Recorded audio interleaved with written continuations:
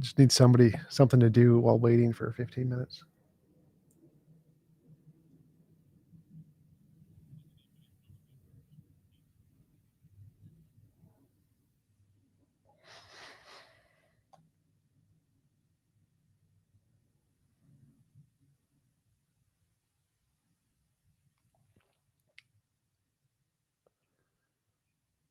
Yep.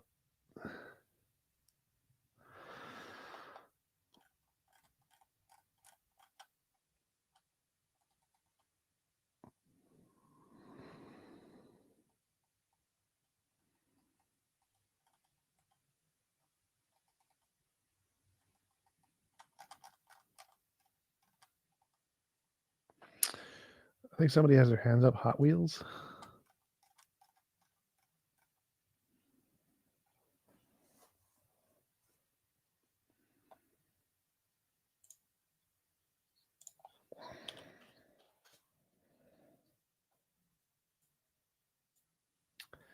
All right. Yep.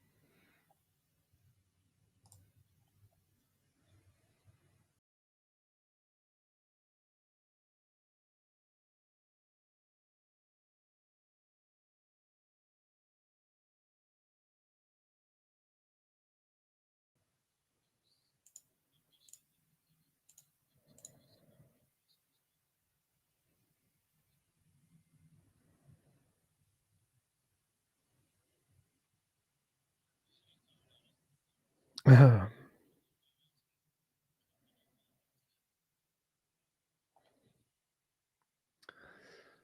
it.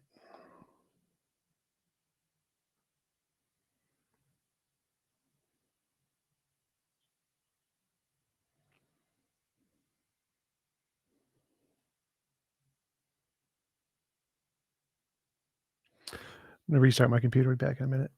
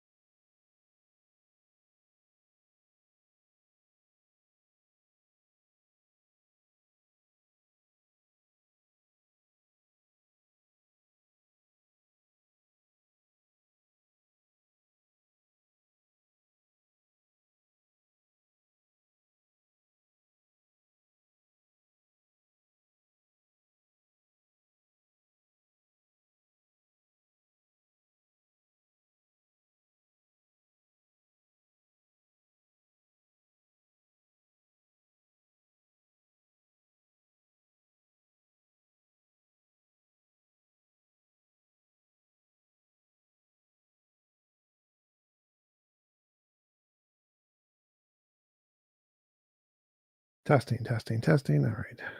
Share screen. Share system audio. Testing. All right, let's go to like.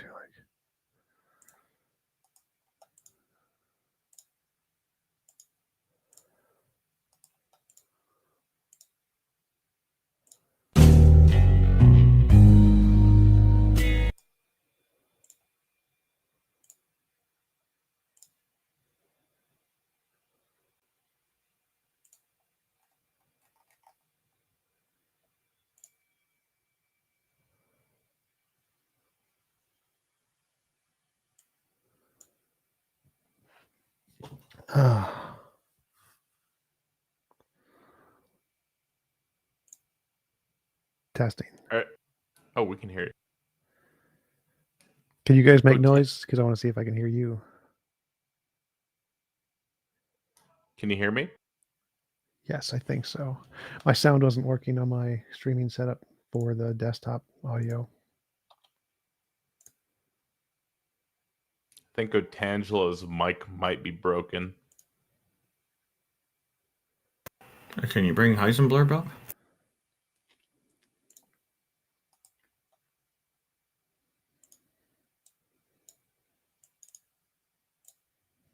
Inviting them up right now.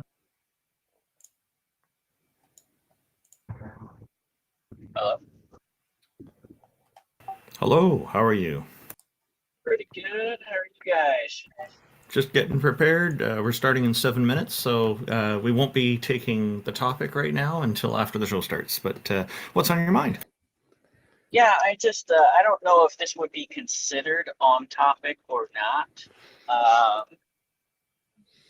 But just like I think that I had a question about how is everybody defining God for the topic, because some people I think some people are saying it's on the theist to define God, but I think like if I was to say I am God compared to an ant, it might be kind of a different conversation, you know? So it's I kind of wonder what the non-deists are accepting as the definition of God for the purposes of the topic.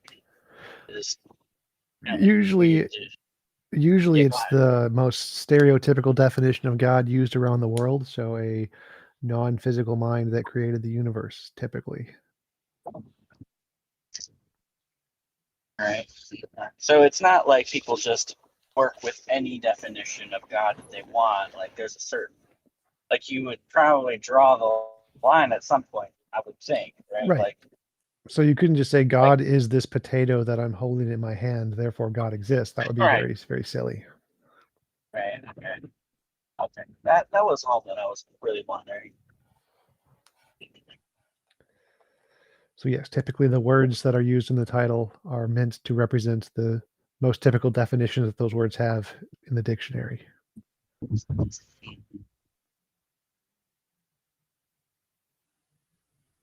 Yeah, because I'm a theist, but I don't know if I would define God as being non-physical. But yeah, I think I would have a workable definition that can be discussed. Yeah. So what happens to me is people start asking like probing questions, like, "What about this? What about that?" Like the omni attributes and stuff. I'm like, I don't really think the omni attributes are particularly coherent. Yeah, those aren't But required for but God. I Like try to. most religions Yeah, don't people try have to those. box me in though.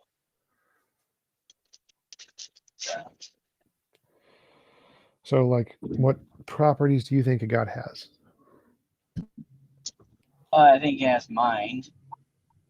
Probably the most obvious property.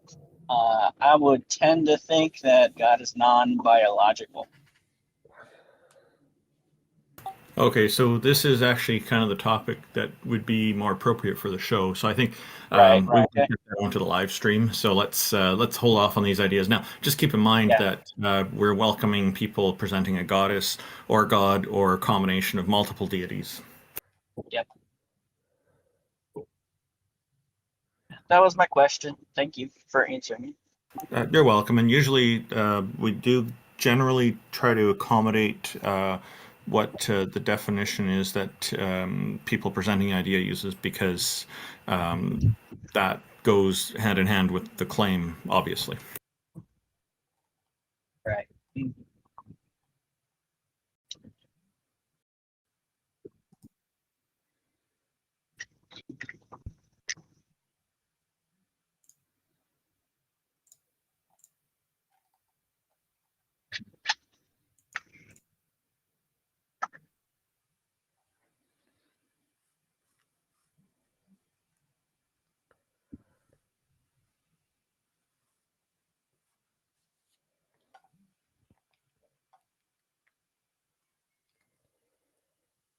All right, so we got everybody's bios and discords pinned right now that's in here.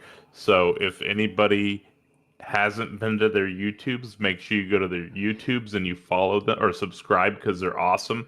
TJump, Randolph, and Jail, they all rock.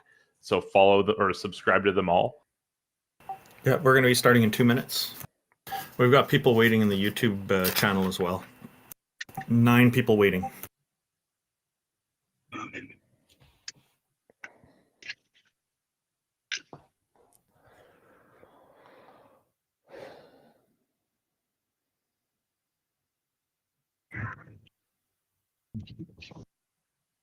Should we move Otangelo and Heisenberg back down to the audience initially? Oh, yes, That might definitely. be fine. All right, we'll be pulling y'all back up.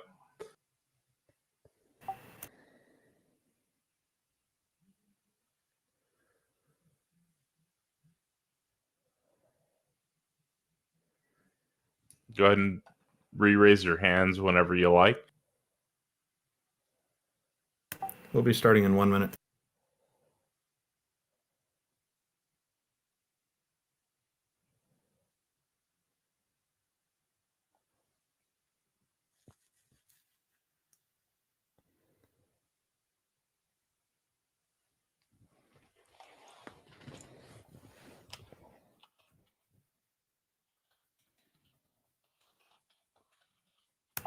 Muting my tabs so it doesn't make noise when I'm talking.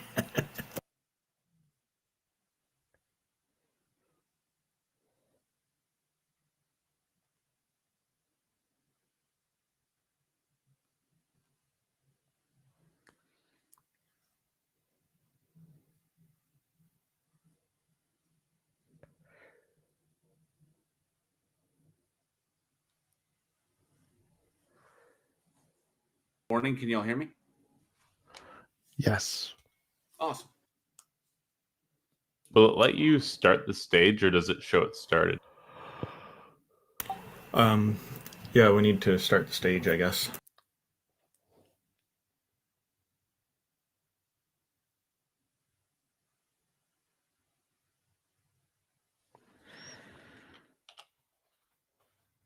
Give it a drink. Hey, welcome everybody. We've just started here on June the 26th, 2022. We're a panel of people who are mostly atheists, who are responding to people from the audience who would like to convince us that a goddess or a god exists, or multiple deities exist. We're just going to start with some introductions and then take questions and challenges from our audience. Thank you everybody for being here. The people who are on the panel include TJump, or TJump, an atheist philosopher who hosts conversations with professors, philosophers, and other academics about topics ranging from biology and physics to religion and morality, and so on. J. Mike is one of the co-hosts of the Talk Heathen show. Jefferson Spatchcock is an atheist inquisitor and intellectual who has particular expertise in analyzing and reviewing debates.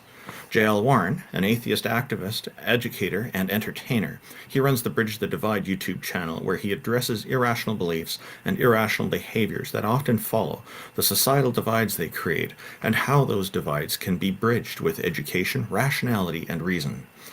I'm Randolph Richardson. I'm an atheist from British Columbia, and I'm the founding president of the Canadian Atheists. I'm an advocate for freedom, fair justice, and critical thinking. Let's see. The IX is a Tom Unboxes subscriber and former atheist community of Discord admin who enjoys long walks through evolutionary, biology-inspired computer science, archaeological, academic, biblical criticism, and so on. Jack Burton is a self-described middle-aged, college-educated nobody who drives the Pork Chop Express truck in his spare time. He's a deist and mostly non-committal to philosophical stances.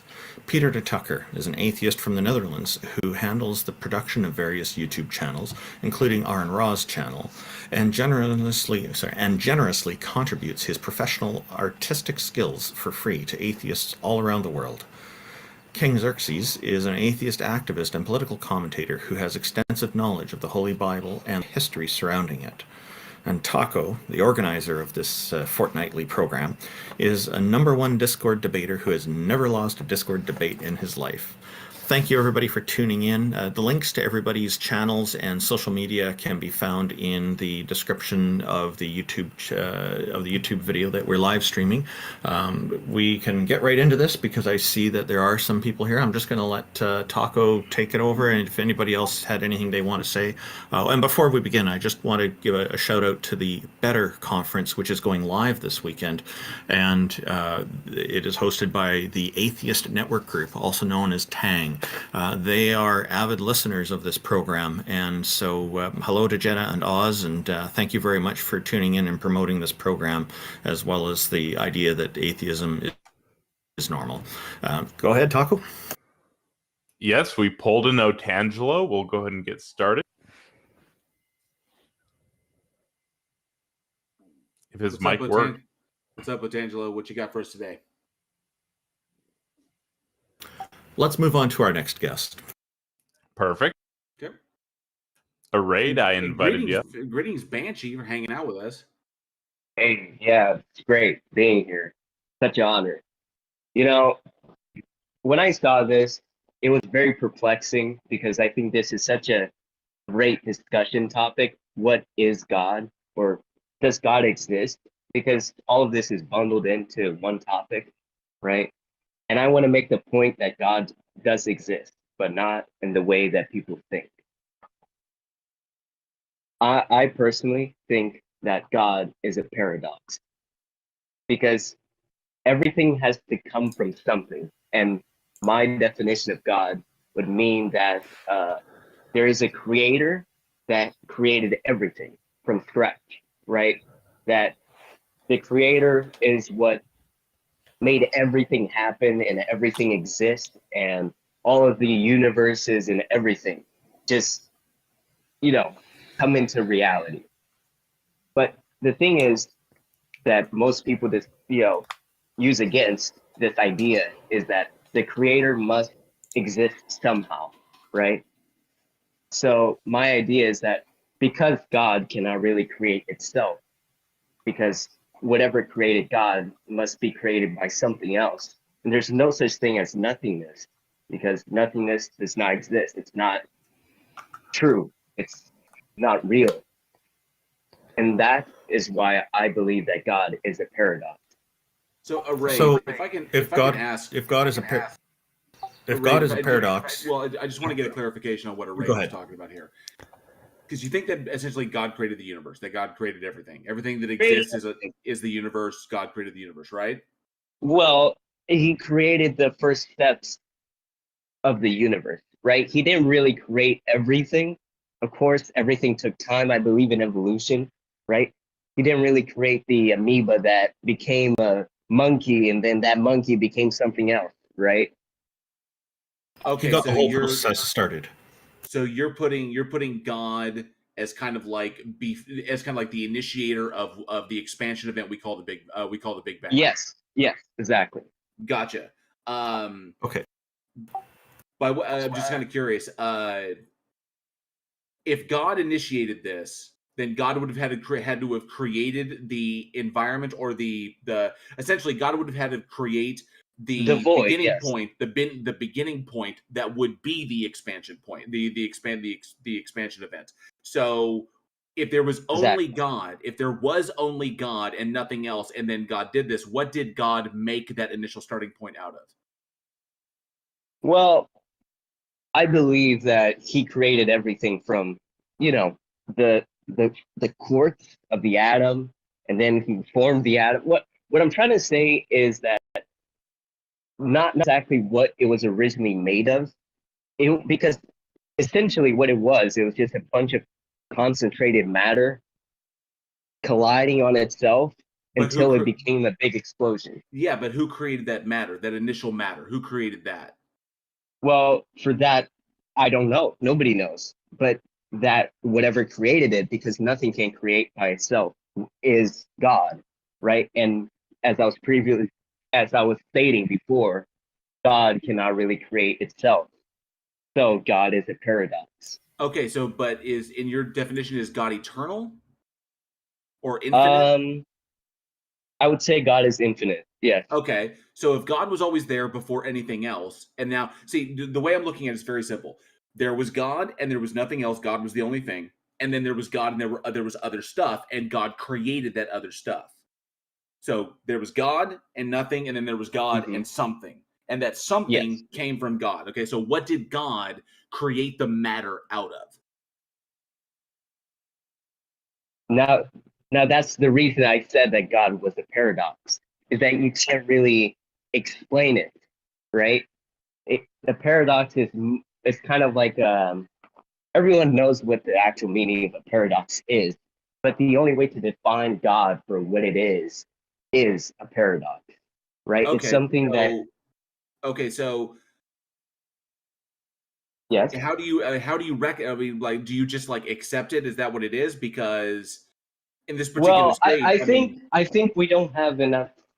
We're not scientifically involved to actually prove the existence is right now at the moment. But when we do, we're gonna find out really quickly that everything will lead to a paradox.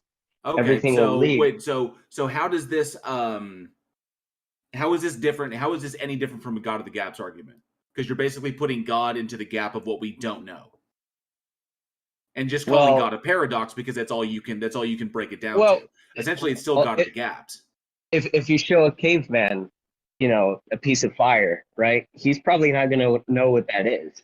It's irrelevant. It's irrelevant.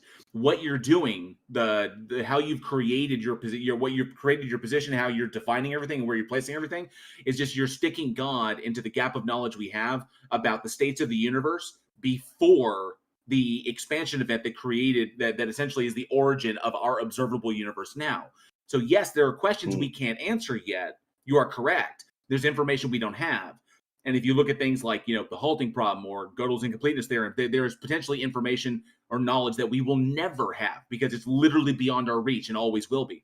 So essentially, there's a gap in our information, and you're putting God in that gap in order to explain a phenomena that doesn't currently have a 100% explanation. So how is that any different than a God of the gaps fallacy? Well, can you really explain a paradox? Like, I don't need to explain it. I don't accept that it exists. I don't need to explain it. All I need to say is, what information do I have? What evidence do I have? And what conclusions can I draw from that with intellectual honesty? And if I don't know something, I simply say I don't know, or we don't know, but we may eventually, but we may not. But I'm not going to stick an answer into a slot just because it makes me feel better, just so I can say, oh, there's an answer there. Well, that's intellectually dishonest. I didn't create this idea out of nowhere. I didn't create it because I wanted to make myself happy in a sense, right? I created this because then why did you accept it? What is the idea? That God is a paradox. Well, no, I don't care about. There's a fundamental point that I want to get to once he's done with Jail Warren. Yeah, I just want to get it. I can pass it to Randolph here in just a second. I'm just like looking. It's like, why accept the God? We've broken it down. It's a God of the gaps argument. Why accept this? Why not simply say we don't know? Let me ask you something. Do you know what created because this is also going to go in the gap. You don't really know what created the Big Bang, the big expansion. Nothing created the Big Bang. The Big Bang. Believe in nothingness. The expansion of I don't. Something cannot come from nothing. That is a logical contradiction. Okay? Exactly. So, okay, but that doesn't necessarily mean the thing that was there or is always there is God. There's no evidence to support that conclusion.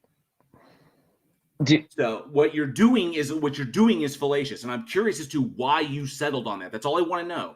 Is on we the paradox? determined that your argument is a God of the gaps, and you seem fine with that. Wait, I still I'm have no curious as to idea why. what his argument is. So, like, why do we need a god? Why couldn't the universe have just always That existed? we're getting there, dude. It's Well- a raid. I want to know. I want to know. Well, I just want to You start with this. re- Why? I don't understand what he said. Why do we need a god?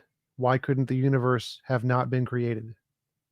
It doesn't matter. We're looking at his personal position.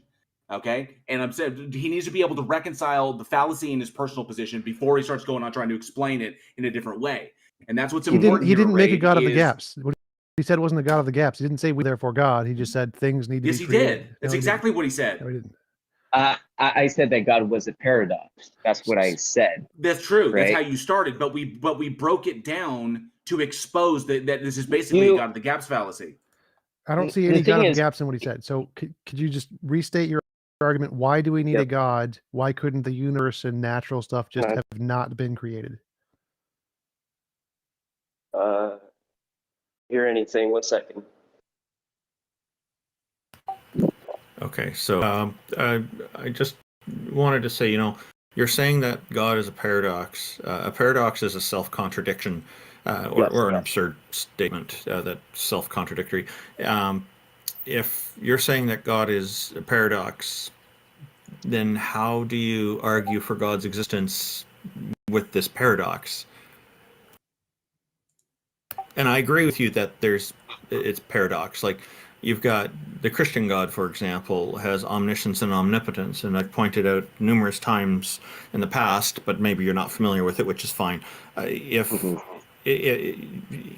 a God is both omniscient and omnipotent, two of the many characteristics of the Christian God and the Islamic God and many others, then they don't work well together, because if you're God and you know that tomorrow I'm going to have sunny weather in my neighborhood, tomorrow rolls along and you use your omnipotence to change the weather to snow or rain, you've now invalidated your omniscience from the day before. Therein lies the paradox. But I guess you have a different idea on what you mean by God as a paradox. Perhaps you could elaborate on that. Do you guys know about the grandfather paradox? I've read it in many books, but I think a lot of people don't exactly know, the what the grandfather paradox is, right? Time travel. Time travel, exactly. You kill your grandfather, and then you travel back. But how do you exist? How do you exist to actually kill your grandfather if he never created you, right? So that is a paradox.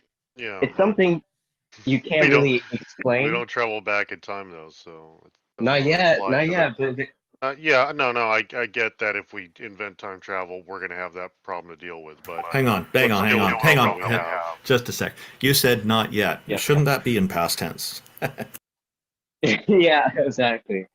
Can you try to answer my question? Because I'm still like, none of what anyone has said has meant anything to me. What is the reason we need a god? What is the reason we need a god? Why do we wait, stop. Why does there need to be a thing who created all of the other things?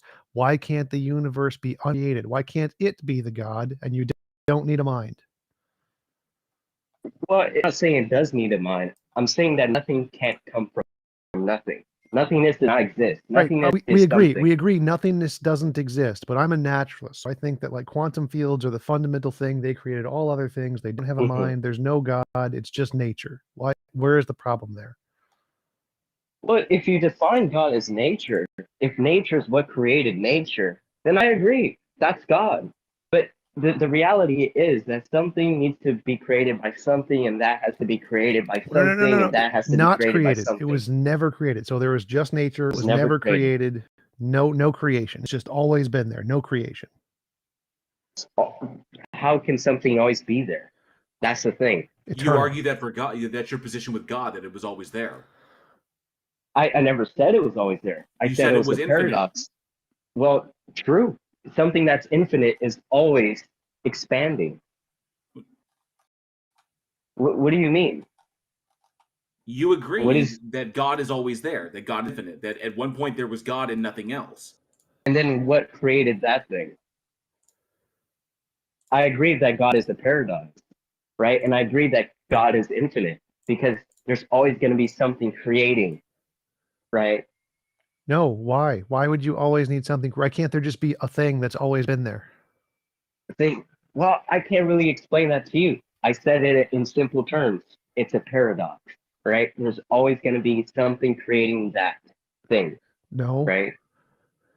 Well, like a paradox, then as Randolph said, is a contradiction. There's no contradiction. It is a contradiction. Wait. There's no contradiction in a thing that has always existed. There's no contradiction there. It's not a paradox. It's just special pleading. That's it.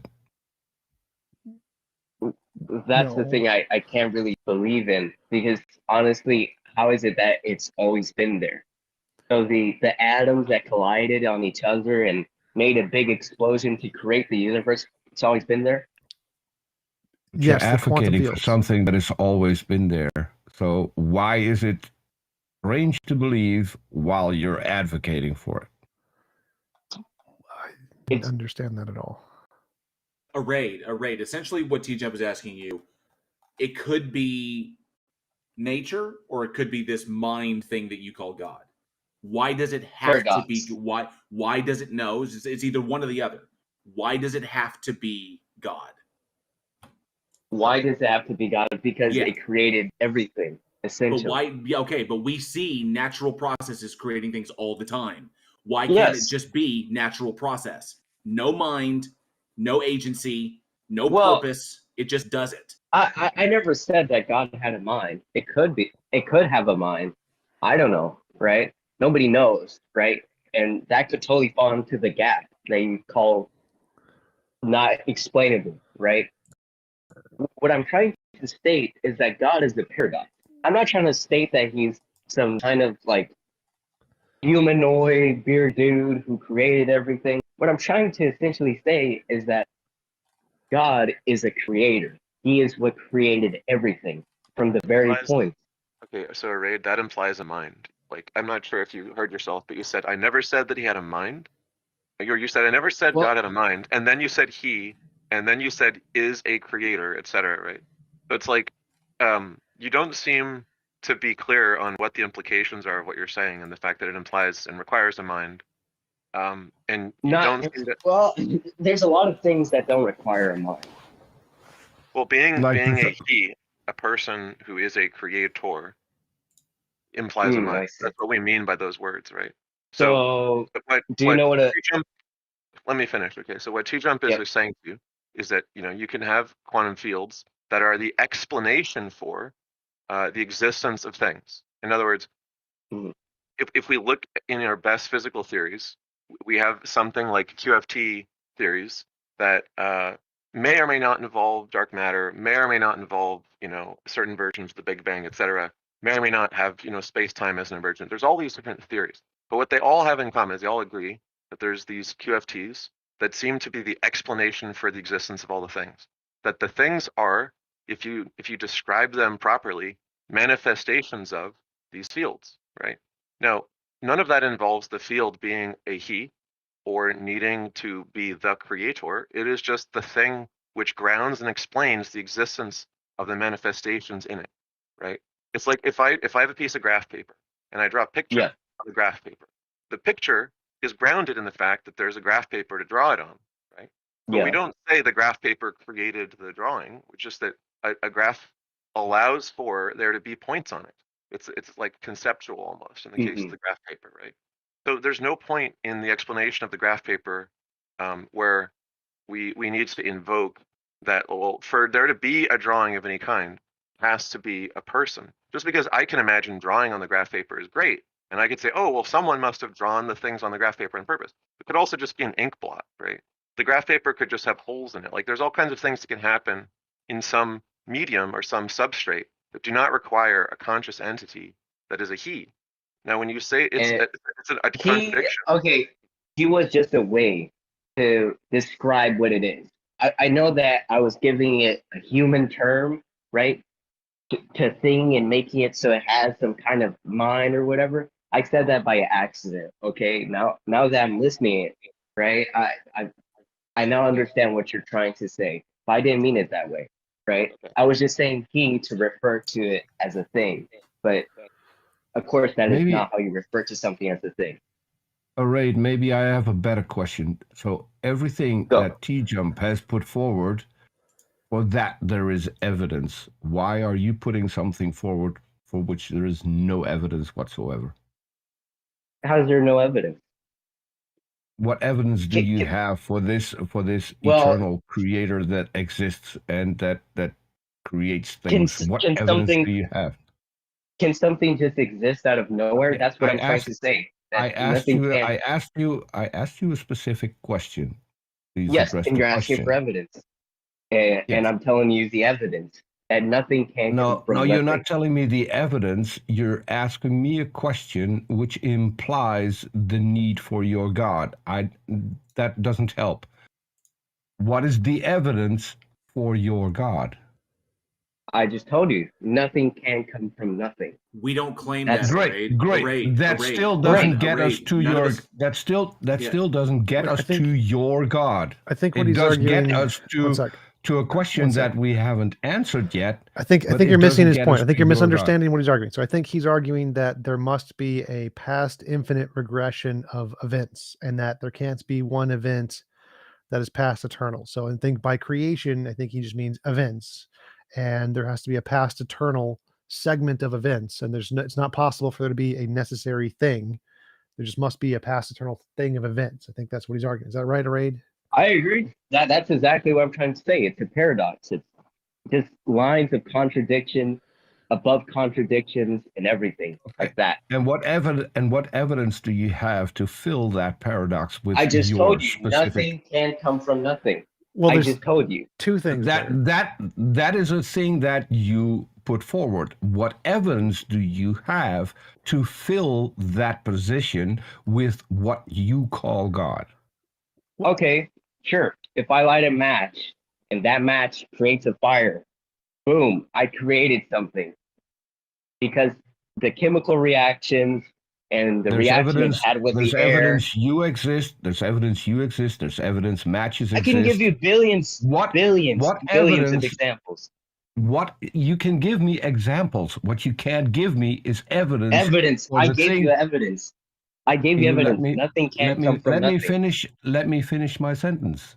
You give me examples of existing things for which we have evidence that they exist. What evidence do you have that what you call God exists? Wait, not examples, not questions that need to be answered. It's not a question. Oh my God. So okay, wait. All he's saying is that causation must have a past infinite regression. That's all he doesn't say there's a mind. So he's not talking about God in any way that we know in the word. All he's saying is that there must be a past infinite regression of events. And the concept that nothing can come from nothing is pretty well accepted in philosophy. We grant that there's no such thing as a philosophical nothing. So that's fine. We can grant that. But two things. An infinite regression isn't a paradox. It's not a contradiction. There's no logical contradiction in an infinite past regression of events. That's perfectly fine. The problem is when you say that it must be that way. There's also no contradiction with a necessary thing that exists outside of space-time that created space-time, like a quantum field. There's no contradiction in that either. So when you assume that there must be a past infinite regression of events, that is not the case. There are other alternatives, like a necessary field that exists outside of space-time and created all the stuff we see around us. So it's not the case that it requires a past infinite regression. And it's really weird that you're calling a past infinite regression God. That doesn't make any sense. And it seems, again, that you're not really advocating for anything like what we would normally call a God. You're just saying there's a past infinite regression, and you're arguing for that over a necessary kind of entity. I'm saying a paradox. It's not. There's no paradox in any of that.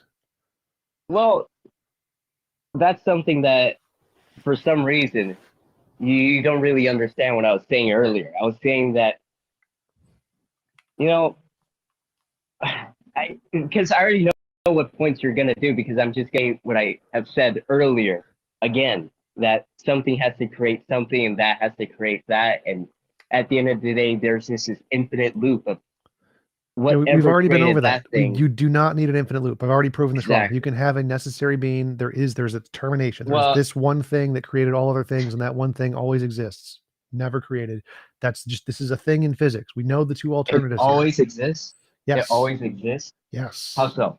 It exists outside of space-time and created space-time. Space and time are emergent from quantum fields.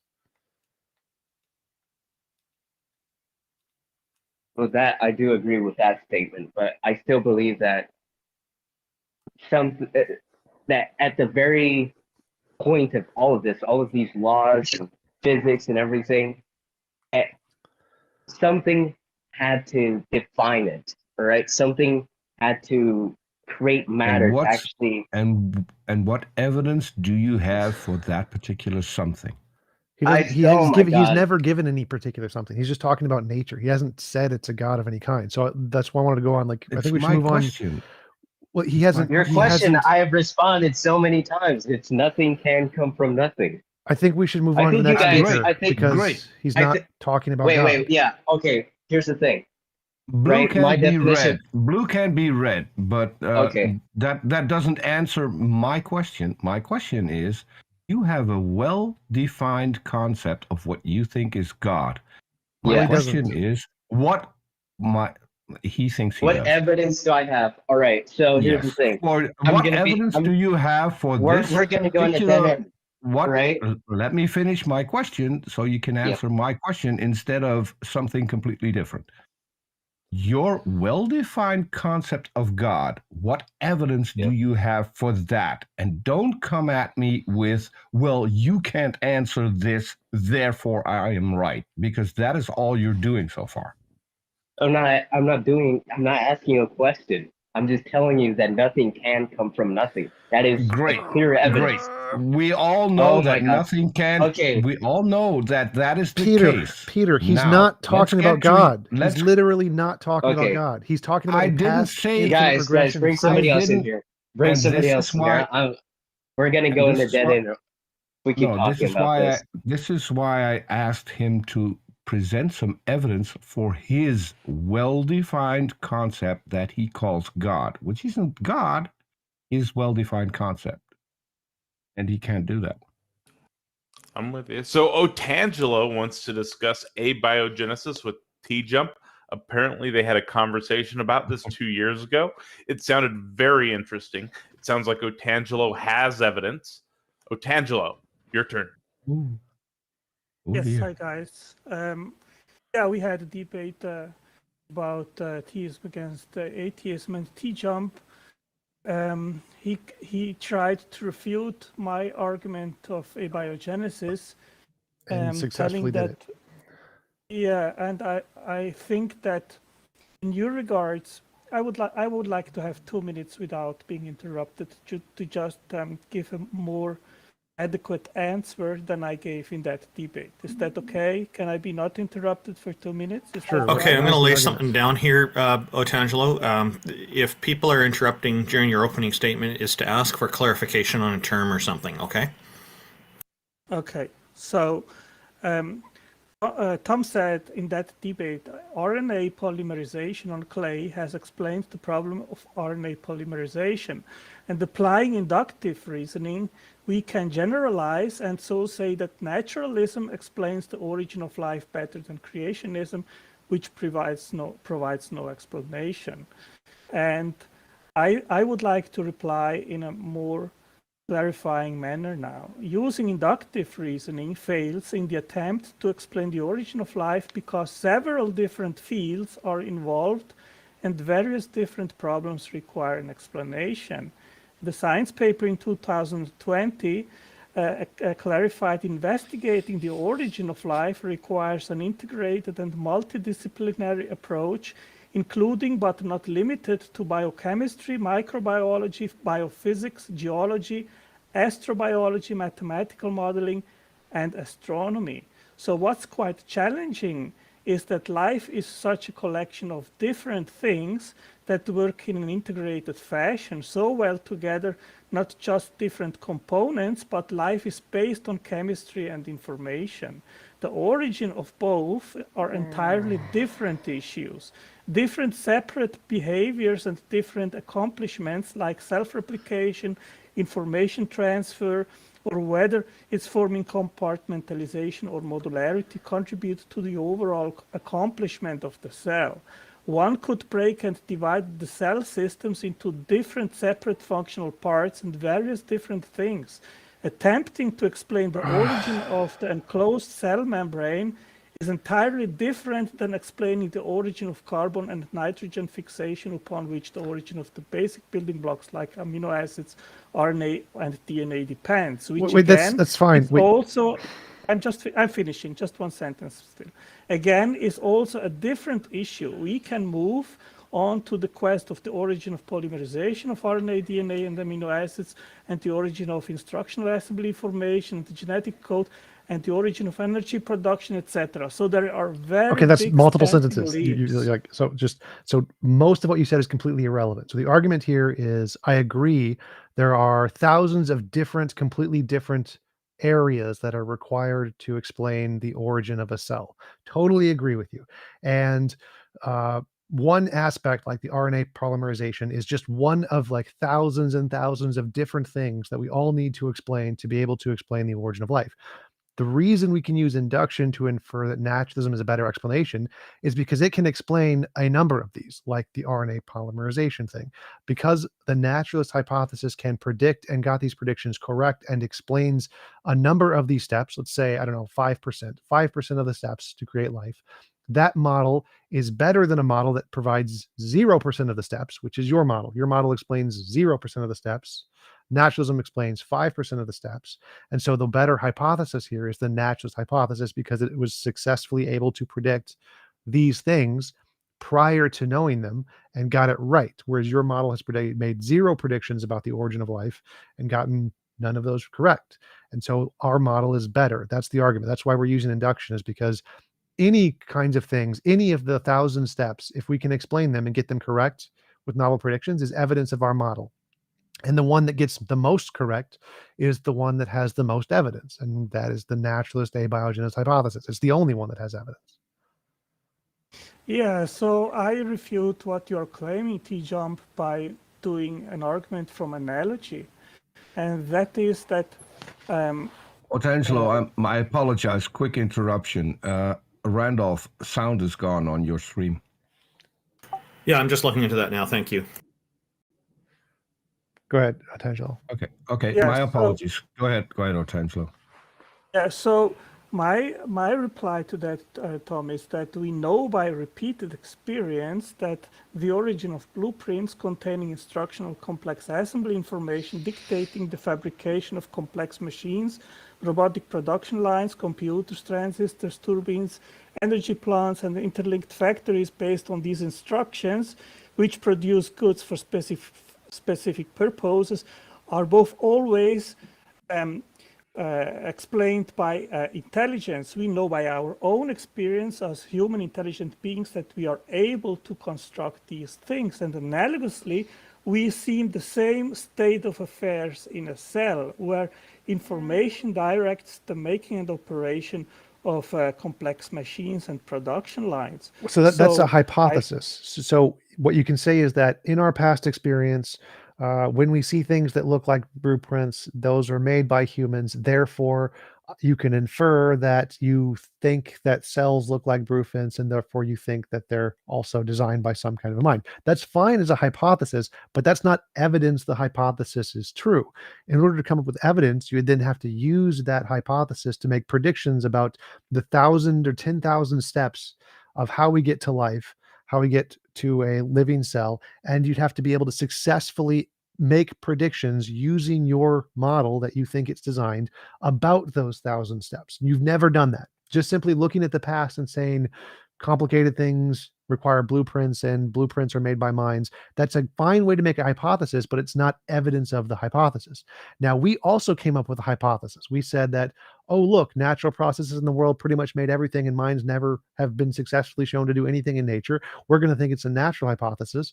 And if it's a natural hypothesis, we're going to go that extra step. We're going to make predictions and say, oh, the RNA synthase can be explained in this way of these different kinds of things that occur in nature. We can make predictions and say, we'll find these in these certain circumstances. And then we do tests and we confirm the predictions. Oh, we were right. Now that's evidence. So you start with the hypothesis. We both have a hypothesis. But ours goes one further, uses that hypothesis to make predictions about what we're going to find in those 1,000 steps and gets them right. Yours doesn't do that. You just have the hypothesis. Well, the problem with that is that we are talking here about single events which supposedly happened in the past. And if what you are saying is true, then we should actually be able to observe in nature molecules in the trajectory to become life, and we don't observe that. We only need to observe the things we predict. So if I predict RNA is going to form on clay or RNA is going to form corpuscles on clay, and it happens, that's evidence of my model. So I don't need to make predictions about entire collections of the 1,000 steps.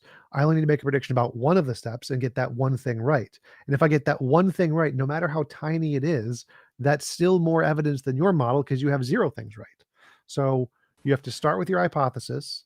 And then once you have that hypothesis, yours is that it looks like a blueprint, so it must have been made by a mind. Then you need to use that hypothesis to make predictions about new things we don't know yet.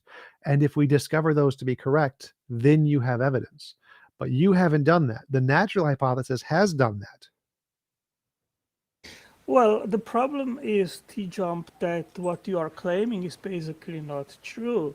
Abiogenesis is a failed hypothesis, and in every field, it doesn't provide the confirmation of the predictions. And there is another problem. Even let's suppose that science could come up with a trajectory to go from prebiotic making of the basic building blocks. How do you go from that state of affairs to the very complex biosynthesis state of affairs in cells, which is a huge gap, and it has not even been tackled? I don't think you're understanding the problem here, Antangelo. So assume we both have models and we both have 1,000 things we don't know. And this is the 1,000 things that are required to create life. Now, each individual step is going to be really, really tiny. We haven't solved the whole thing. You can always say, oh, look, there's 900 things you haven't solved, and be like, yeah, you're right. We haven't solved those 900 things, but I did solve this one. And this one is more than what you solved. And so if I solve one thing and your model solves 0 things, my model is better than your model. So the fact that the abiogenesis model has made many, many successful predictions which have been confirmed, and you can just go to the New Scientist, First Life, the search for the first replicator, and just go through a list of all the different academic papers that have been published where we have found these, where these were predicted and discovered by the naturalist hypothesis. Just give you one example from Nature, volume 459, page 239. So there's sugars and bases were found as a prediction of, he took a half a sugar and a half a base and stuck them together, forming a critical sugar base that linked everything and struggled, and then created a self-replicating RNA molecule. And this was predicted that they would find this. So I have now solved one of the 1,000 steps. You have solved 0 of the 1,000 steps. My model is better than your model. Well, you have already several problems here. And the first is the sugar molecule, ribose, which you need to stick to the base. You don't have a prebiotic trajectory to get carbon fixed. Yes, it matters. Well, no. Again, Antangelo. Wait. You're skipping things. So I don't need to go in order of the steps. I can start at step 347. So I don't need to explain how I got from step 1 to step 347. If I can predict how step 347 went to step 348 and I get it right, that's evidence of my model. So I've solved one problem right in the middle of the steps. There's assume there's 1,000 steps and you have to go in order to get a living cell. And I only predict step 347 and 348, and I have no idea how we got from step 1 to step 348. It doesn't matter because I made a successful prediction, which is evidence of my model, of that one step. and yours has 0 of those successful predictions. So my model is a better model.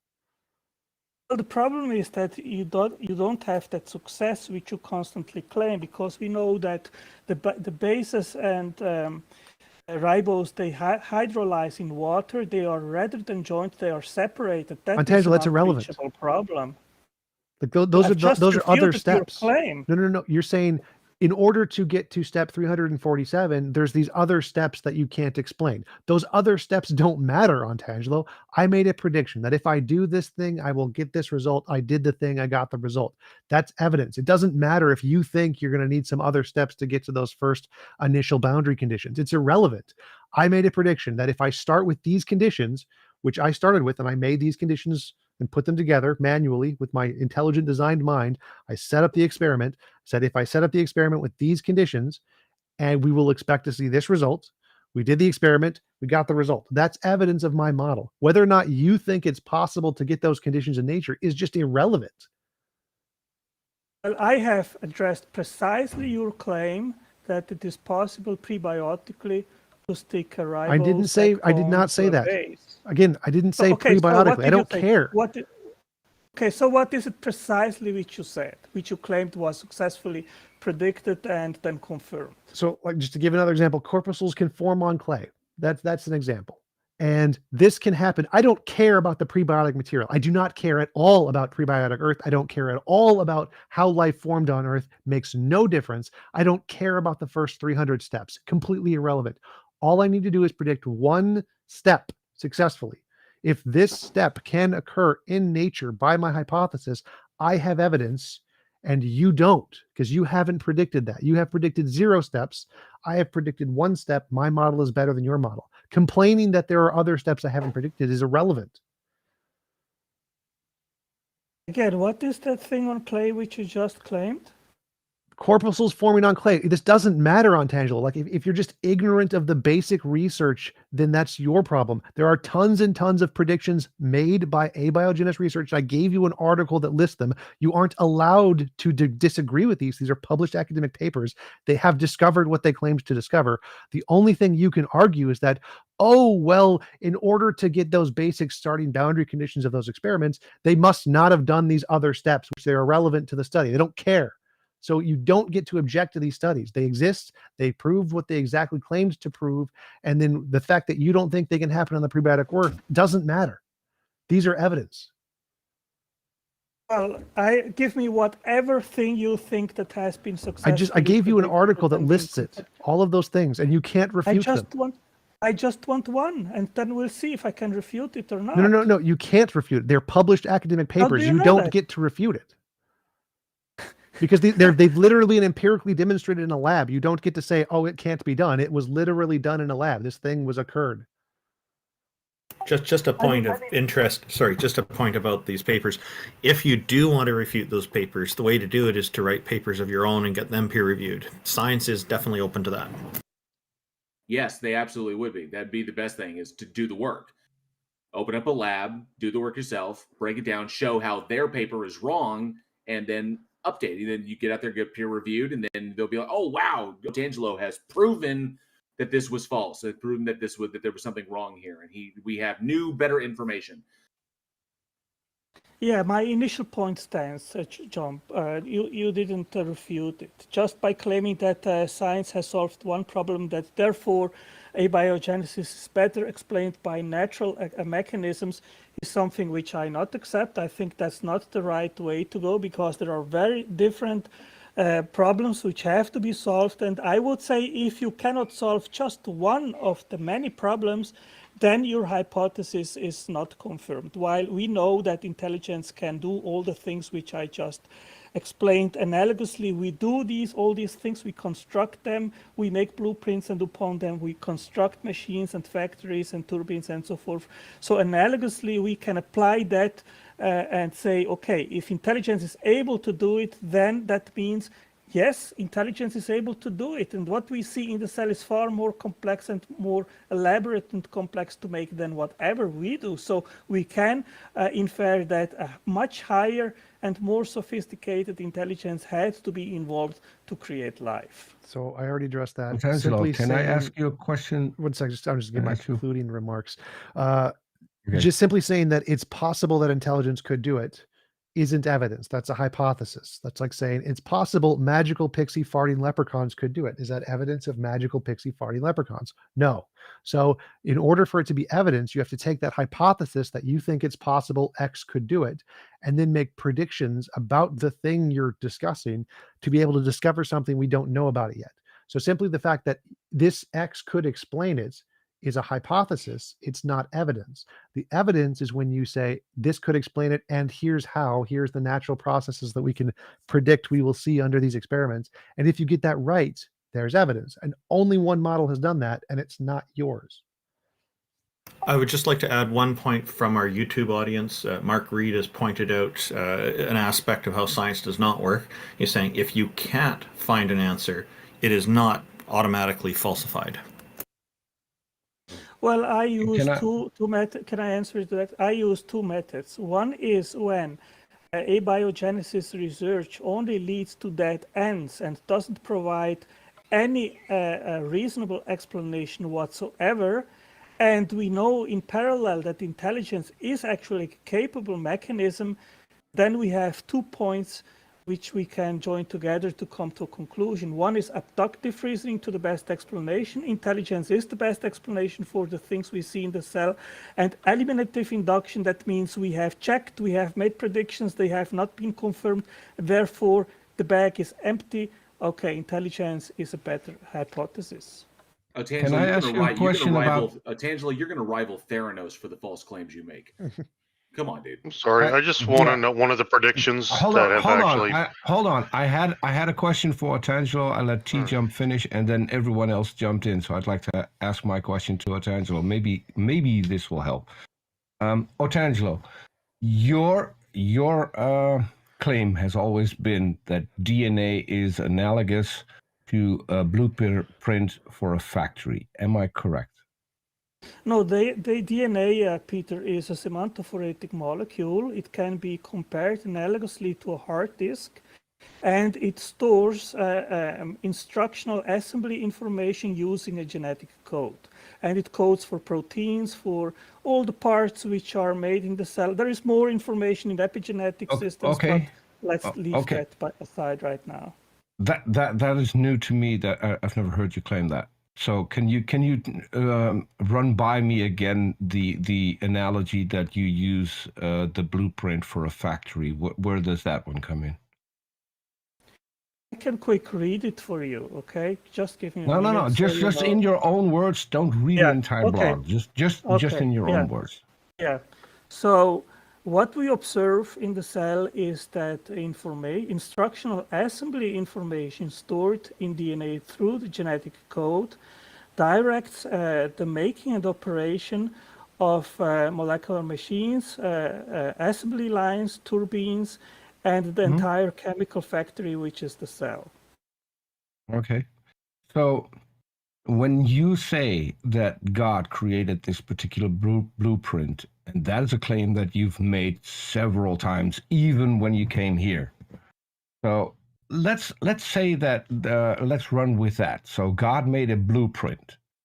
If that analogy is correct, then the blueprint leads us to factories, leads us to factory workers, leads us to power plants that power the factory, leads us to subcontractors that provide additional materials that aren't made in the factory itself. So where are God's factories? Where are God's factory workers? Who are the subcontractors? Where's everything coming from? You know, the amazing thing, Peter, is that what we see in the cell is a fully 100% pre-programmed you have no answer. Robotic. You have no answer to my question. I am answering your question. If you permit me to finish, you will understand what I am saying. Okay, go ahead. So these factory workers that you are talking about, they are substituted by an entirely self-sufficient, pre-programmed robotic factory where all operations, they are working and operating in an Where do the autonomous robots come from? fashion. Where do the robots come from? God created them. God created them. Where? Well, the robots are the molecular machines, which are the proteins. No. I asked where. Where did God create them? Well, here on Earth, of course. With what? With the matter which he had on hand. God had matter? Yes, the elements, the atoms, the matter, the materials. So what you're saying, that matter is eternal? Oh, he created matter. Oh, he created matter. Where did he create that? I don't know. You're how here, do you right? know? So how do you? Okay, if you don't know where, so how do you know? No. Quick question. If you don't know where he created it, how do you know that he did create it? Well, do I need to know where he created it in order to know that he did create it? Aren't we here, Peter? So this universe exists. It is here. That we are here is the question. My question is: you make claims about God that you can't back up. So you don't know where he created it. Okay, I'll grant you that you don't have to know. So how did he create? How did he create it? So what did he create? He created the matter that we see today from the matter that he had, and the matter that he had, he also created. What did he use to create that matter? Yeah, matter is energy, Peter. So I believe that God had potential matter at his disposition, which he actualized. Where did he get that from? It was always there. That potential to. There is matter that God didn't create. This is great. We're getting now. Finally, we're getting somewhere. So there's matter that God didn't create. No, there is potential matter that God instantiated and actualized. He said that there's energy that God didn't create. That the energy was always there, and then God manipulated the energy into matter, and then used that matter to create life. Oh my God, Angelo, are you a pantheist? No. We're listening in real time for Otangelo to go back into an infinite regress of materials that God used to create. This is amazing. Let me correct JL. I didn't say what you rephrased. What I said is that I believe that God had potential energy at his disposal, which he actualized. Okay, and where did this potential energy come from? We need a breakdown. Hang on, Peter. We need a breakdown of that. God had potential energy at his disposal. Right. Yes. Right. Okay. Yeah. So if God is there, and potential energy doesn't just come from nowhere. So it's either always there alongside God, or God created it and then used it. Which one is it? Yeah. The potential of actualized energy was always there at God's disposal. So you're basically that something existed alongside God eternally. Yes. This is amazing. Someone needs to clip this. It was not actualized. It became to start operating when God actually did wind up the universe at the singularity and injected the energy. Yeah, but it had to be there in the first place. Exactly. Energy and potential matter is eternal. Energy and potential matter is eternal. Just like God. And the only difference between you and physicists is that you agree on one point. The one point you don't agree on, for that there is no evidence, which would be your God. This is truly amazing that you actually agree with current science. Well, Peter, don't straw-manning me as you usually do. Okay, so I didn't. If I'm wrong, correct me. I don't want to straw-man you. I don't want to straw-man you. I didn't say that actualized energy was eternally there. What I said is that God had potential energy at his disposal, which he was able to will and actualize, which he did at the Big Bang. Okay, so and the energy. Who created the no, potential let me energy? hold, GL. Let me try get clarification. So this energy is eternal, correct? Again, you are not listening or not understanding or trying. I'm to listening. I'm trying to. people. I'm trying. I said I want to clarify this. The potential energy that God had to create things out of is eternal. Am I correct? Let me give you here Not an a statement, example. it's a question. Yeah, let me give you an example. No, not an example. This is a simple yes or no question. Was it eternal or wasn't it? The potential, the ability of God to instantiate and to actualize energy. I'm not talking about his ability. There. I'm not talking about his ability. I'm talking about the energy that you claimed God had at his disposal. Is that eternal? I said potential energy, Peter. I said potential energy. No, wait, JL, I'm getting somewhere. JL, please. Peter, you guys are going in circles. Otangelo, I'm asking you about the thing you claimed. You said God had potential energy at his disposal. That is your claim. My only question is, this potential energy that you claim that God had at his disposal, I'm not putting anything else into this. The thing you claimed he had at his disposal, is that eternal, yes or no? That's a yes or no question. We don't need examples. We only need a yes or no. The answer is yes. Let him answer. The answer is yes. Wait. I want to hear Peter. You're asking a stupid question. No, Peter, no, you're asking a stupid question. I want to hear Otangelo answer, and there's a you reason aren't understanding, I want to Peter. do that. You are misunderstanding. God is infinitely powerful. Which is why I'm asking Holy clarifying shit. questions Peter, stop. to You're asking stupid Otangelo, not to any of you. I'm asking Peter, Otangelo. So he please, answered your question. Please shut up. Let him answer. So his answer is yes. Okay, God is all powerful. I'll shut up. God is all powerful. Yeah. He has infinite energy. Great. God has the energy. It's great that you now gave an answer that isn't coming from Otangelo, which means absolute fuck all to me. Okay, come on. TJump. Yes, Peter. I'm asking Otangelo, how hard is it to let He just said he agrees with TJump, Peter. Shut up. Again, I agree with TJump. So this energy is eternal. Again, you're strawmanning me, Peter. Stop. I'm asking you. I'm not.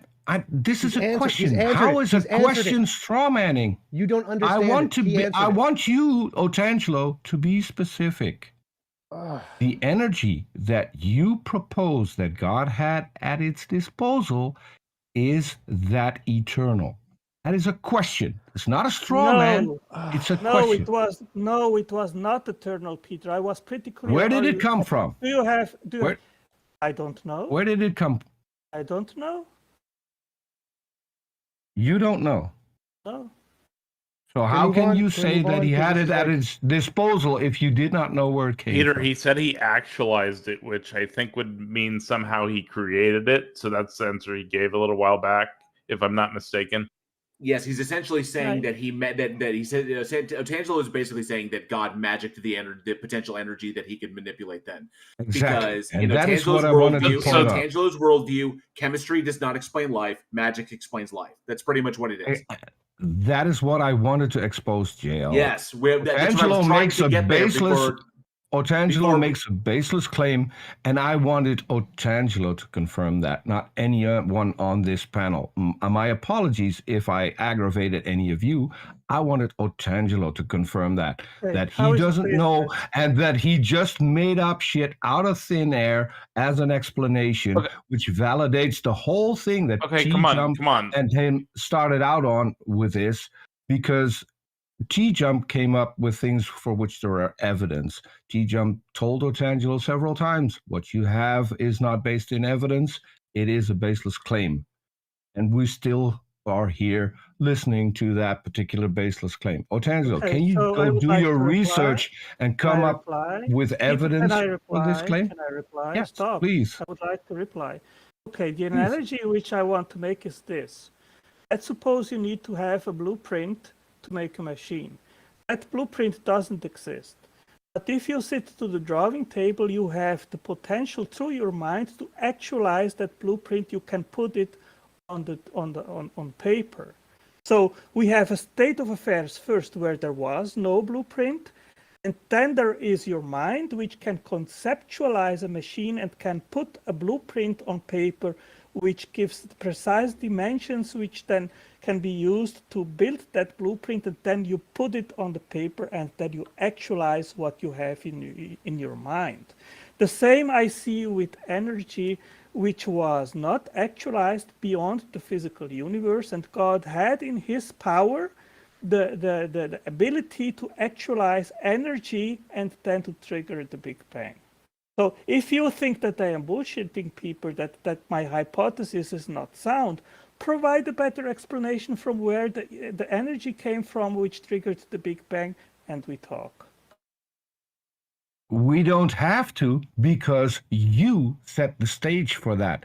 You don't need the source of that particular energy in order to make a claim.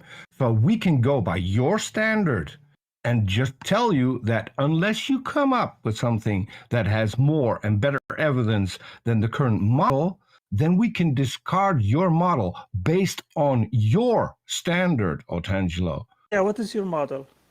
Didn't TJump point out necessary fields earlier? Yes. TJump went over that with you 2 years ago. He went over that with you just a few minutes ago.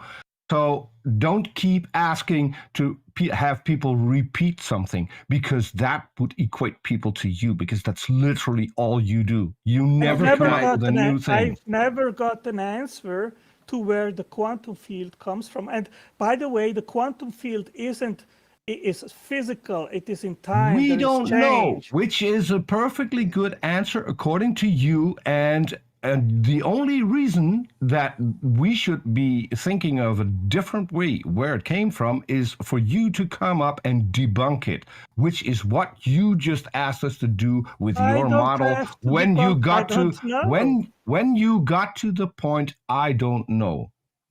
I don't have to debunk, I don't know. You already confessed you have no explanation, no answer whatsoever. You confessed you have no explanation. You said, I don't know. You said you don't know where... God.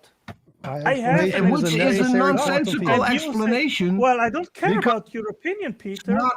It's not your opinion. No, it's not that you say it's God. It's no.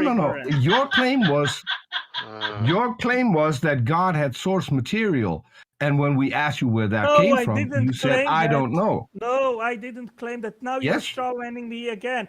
People can go back. He had potential energy at his disposition. I didn't Which say is source material, Otangelo. How silly are you going to be? No, it's not, Peter. I didn't say that energy is eternal. I didn't say that. I said it is source material. We've already been through this. Otangelo just means that it's a part of God's nature. That's all he means. Yes. So TJump, do you have an explanation where your quantum field came from? It's uncreated, just like you think God was uncreated. So it has always existed? Yes. Okay, so explain to me how it is possible that it transformed itself into the 4 fundamental forces which are just right to permit the making of atoms. It didn't transform itself. Well, what happened then? Was it always a quantum field? Then we wouldn't be here, right? Some transformation had to occur in order to... They're emergent properties. So the 4 fundamental forces are emergent properties from fluctuations in the quantum fields. Well, emergent property isn't the mechanism, TJump. Well, the mechanism is the fluctuations in the quantum fields. What happened, that it emerged, but what made it transform from that quantum fluctuations in the quantum field produced these things. Okay, so again, my question again. You can have basically an unlimited number of forces which could have been frozen, because you know that the 4 fundamental forces, they are stable. We can make predictions. We are here. that is not a Tangelo, given. this is You no need to longer explain that. abiogenesis. Are we changing the topic now? Peter changed the topic. Okay, I think perhaps we should move on here because we've taken quite a lot of time and there are other people in the audience. Maybe give Otangelo a final 30 seconds to kind of say what he wanted to say and we'll move on. Does that sound good? Sure. Perfect. Okay, I appreciate. I think it was pretty civilized today. It wasn't interrupted too much, so keep on doing it that way. That will provide much funner debates amongst each of us. And I stand to my initial point that just explaining one thing in regards of abiogenesis isn't by far sufficient to say, okay, abiogenesis is plausible. Thank you, Otangelo. Appreciate your time, and it's we went way off topic. TJump, did you have anything you wanted to summarize about this? Because it sounded like you had something to say. I guess I could respond to his last point about the fine tuning. Why did the quantum field form into the four fundamental forces as we see today? That's because it's in its nature to do so. Just kind of like how he says it's in God's nature to want to create a life-permitting universe. Well, it's in the quantum field's nature to create the four fundamental forces as they're designed. And that would be an equivalent answer for both. Thank you. Peter, did you have something you wanted to finalize with, or JL Warren? I know you guys both were interacting with him quite a bit. Yeah, I just wanted to point out that Otangelo's position is exactly the same as ours, and I wanted to at least have a chance at demonstrating that he ends exactly where science ends, and the only thing he does then is that God did it, and for that particular claim, he has no evidence, will never have any evidence, won't even attempt to find evidence, which to me just shows the dishonesty. Because he will, if you go there, he will automatically derail the conversation to a different topic, as he did today. The conversation ended as soon as he appealed to magic or appealed to divinity. The minute you appeal to heaven, it's over, because yes, it's just like, yeah, that's when the conversation should have ended with Otangelo. Because I mean, if he can't say simply intellectually honestly that we don't know, and he just says God magicked it, appeal to magic, then the conversation is over. It's intellectually dishonest, it's fallacious, and Otangelo knows this. It's been explained to him a number of times, and he doesn't seem to be able to. There's a fundamental flaw that he somehow he can't accept it. So.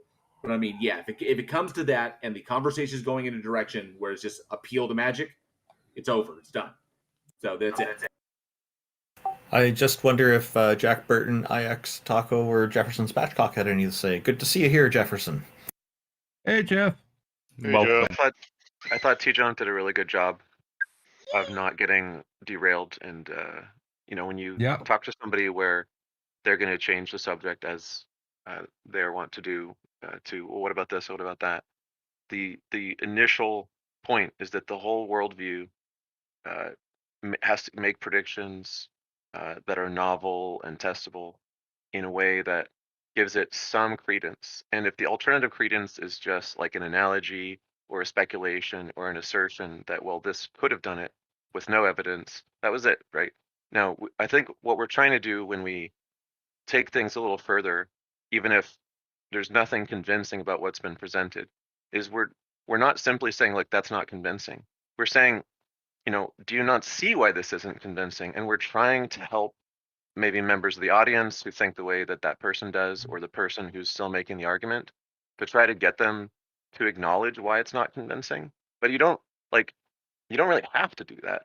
If you have someone going on and on about what about this and what about that and what about this, and like changing the subject all over the place, you can just kind of end the conversation, unless you care and you think that person's capable of grasping or getting the questions that are problematic about what they're saying. And I appreciate I can ask that, John. TJump's ability to kind of like get right to the heart of it, because otherwise, like, we can chase all the different tangents, all of which can be fun, but it can be really exhausting. And like, you don't owe the person sort of like exhaustion match of like chasing every tangent that they bring up.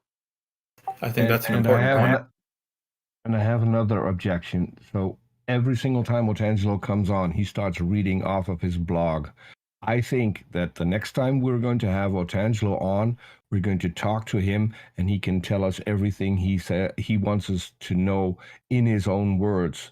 Sitting here and listening to him reading his own blog or other people's websites, that is an entirely waste of time, and I think it's rude to everyone else who's in the audience having their hand up.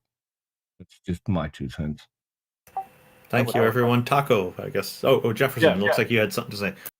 Yeah, so I've known Otangelo for a while, and occasionally he'd show up on my YouTube things. I've interacted with him for several years now. I haven't seen anything from him over the past few years that has demonstrated to me that I think he suffers from what a lot of people. I mean, it's a human thing. He tends to approach a lot of these conversations like he wants to engage in a comparison of arguments, but that's not what he's actually doing. If you listen to what he's saying, the subtext is pretty obvious.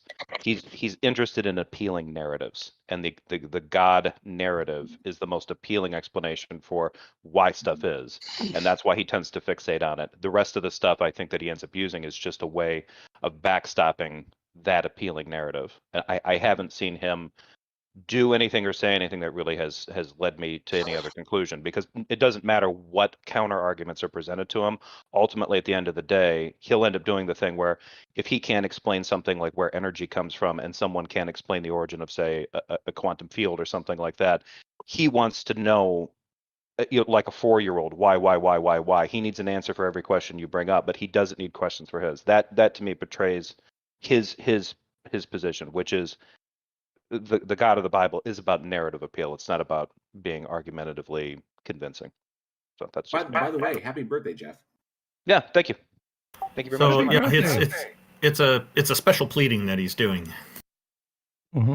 I have another comment that I need to make for the person that I just deleted. I deleted. Okay, just a sec, Peter. I just want to say, Jason, we're gonna get to you in just a moment. We're really glad you're here. So go ahead, Peter. I'm really short. So the person who just DM'd me, I am not a cigarette. I am smoking one, and you should use the word cigarette, not the slur word that you used. Thank you. So Jason wanted to discuss worm gods or something? No. Today is going to be a much more triggering topic than that. I predict a bunch of optical illusions you can't verify come in and everything like this. But let's I'm happy to hear we're not going to talk about my penis. Got him.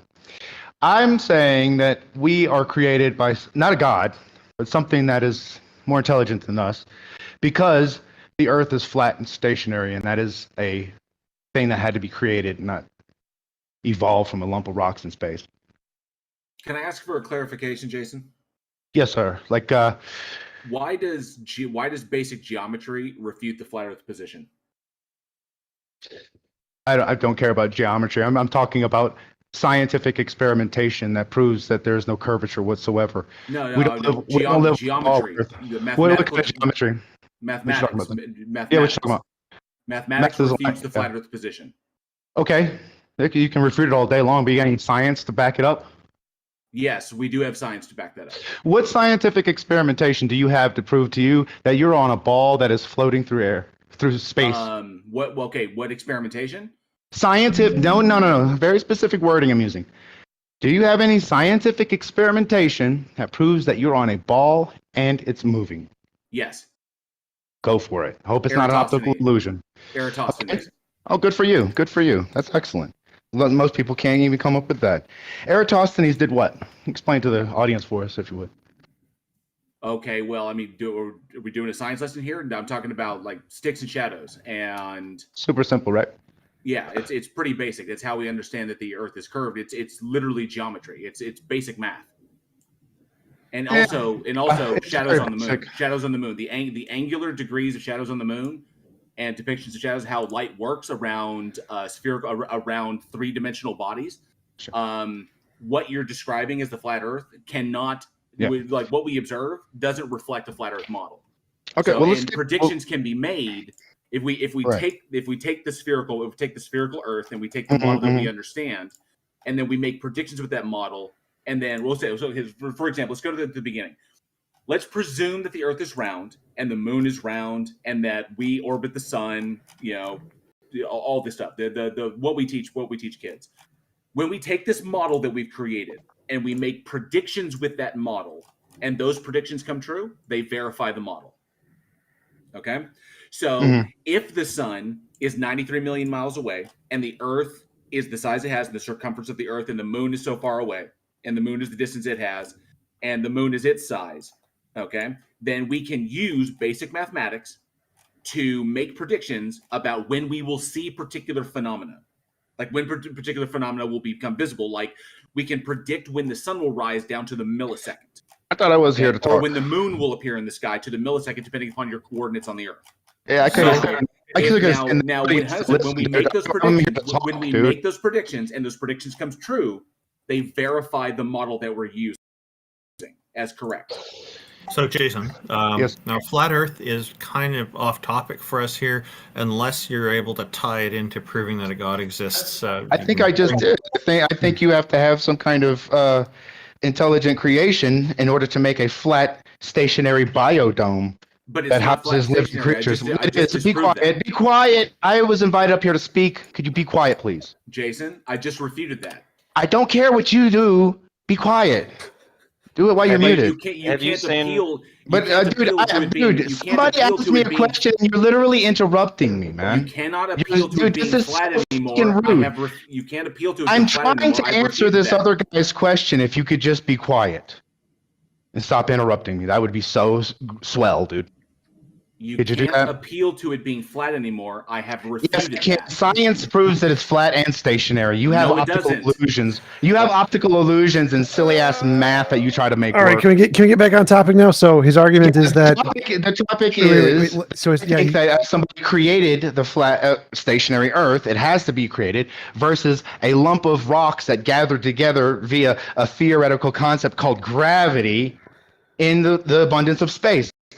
One is a theory. One is actually we can prove scientifically. Jason, my response to you, Jason, is that it doesn't look to me like the Earth is flat, so I'm not convinced by your argument.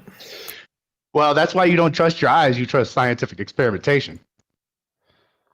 And you don't even know enough about your eyes to even know if you can trust your eyes. You don't understand perspective and atmospheric interferences and things like these. You totally leave out because of your lack of knowledge, because you've taught your ball Earth bullshit, and it is actually literally blinded you from seeing things You're now making assumptions about the amount of knowledge I have about my eyes. You actually don't know how much I know and don't know. And I'm not going to confirm or deny it, but I mean, this is an assumption you're making instead of supporting your argument. We have a creator. And if the Earth is a ball, we don't. That's the basis of this. No, and all you can do that you can prove that you're. No, sorry. The spherical Earth and the concept of a God are not mutually exclusive concepts. Come on. Okay, thank you for coming up, Jason. He's lying, and he knows he's lying. He knows he is. There is nothing fruitful to come from this. There is nothing attached to it. These are not mutually exclusive concepts. I think he believes it. I don't think he does. I don't think he does. Yeah, agree, Jefferson. Go ahead. No, I was going to say, here's the thing, if he does agree with it. So in 2018, I'm not a big fan of Netflix, but they actually did a pretty decent, there was a decent documentary that they did called Behind the Curve. Yes. Featured in the video throughout it, there's a guy, I can't remember his first name, but his name is Campanella. He does the light experiment. If you watch that, they end up proving that, right, he sets this thing up, it should be able to shine a light from one post to another post, and if it's going from one side to the other, taking into account the curvature of the Earth, it should be at a different point. And it actually does prove for them, right? It demonstrates that there's curvature to the Earth. Of course, this troubles them, and that's kind of where it's a spoiler alert, right?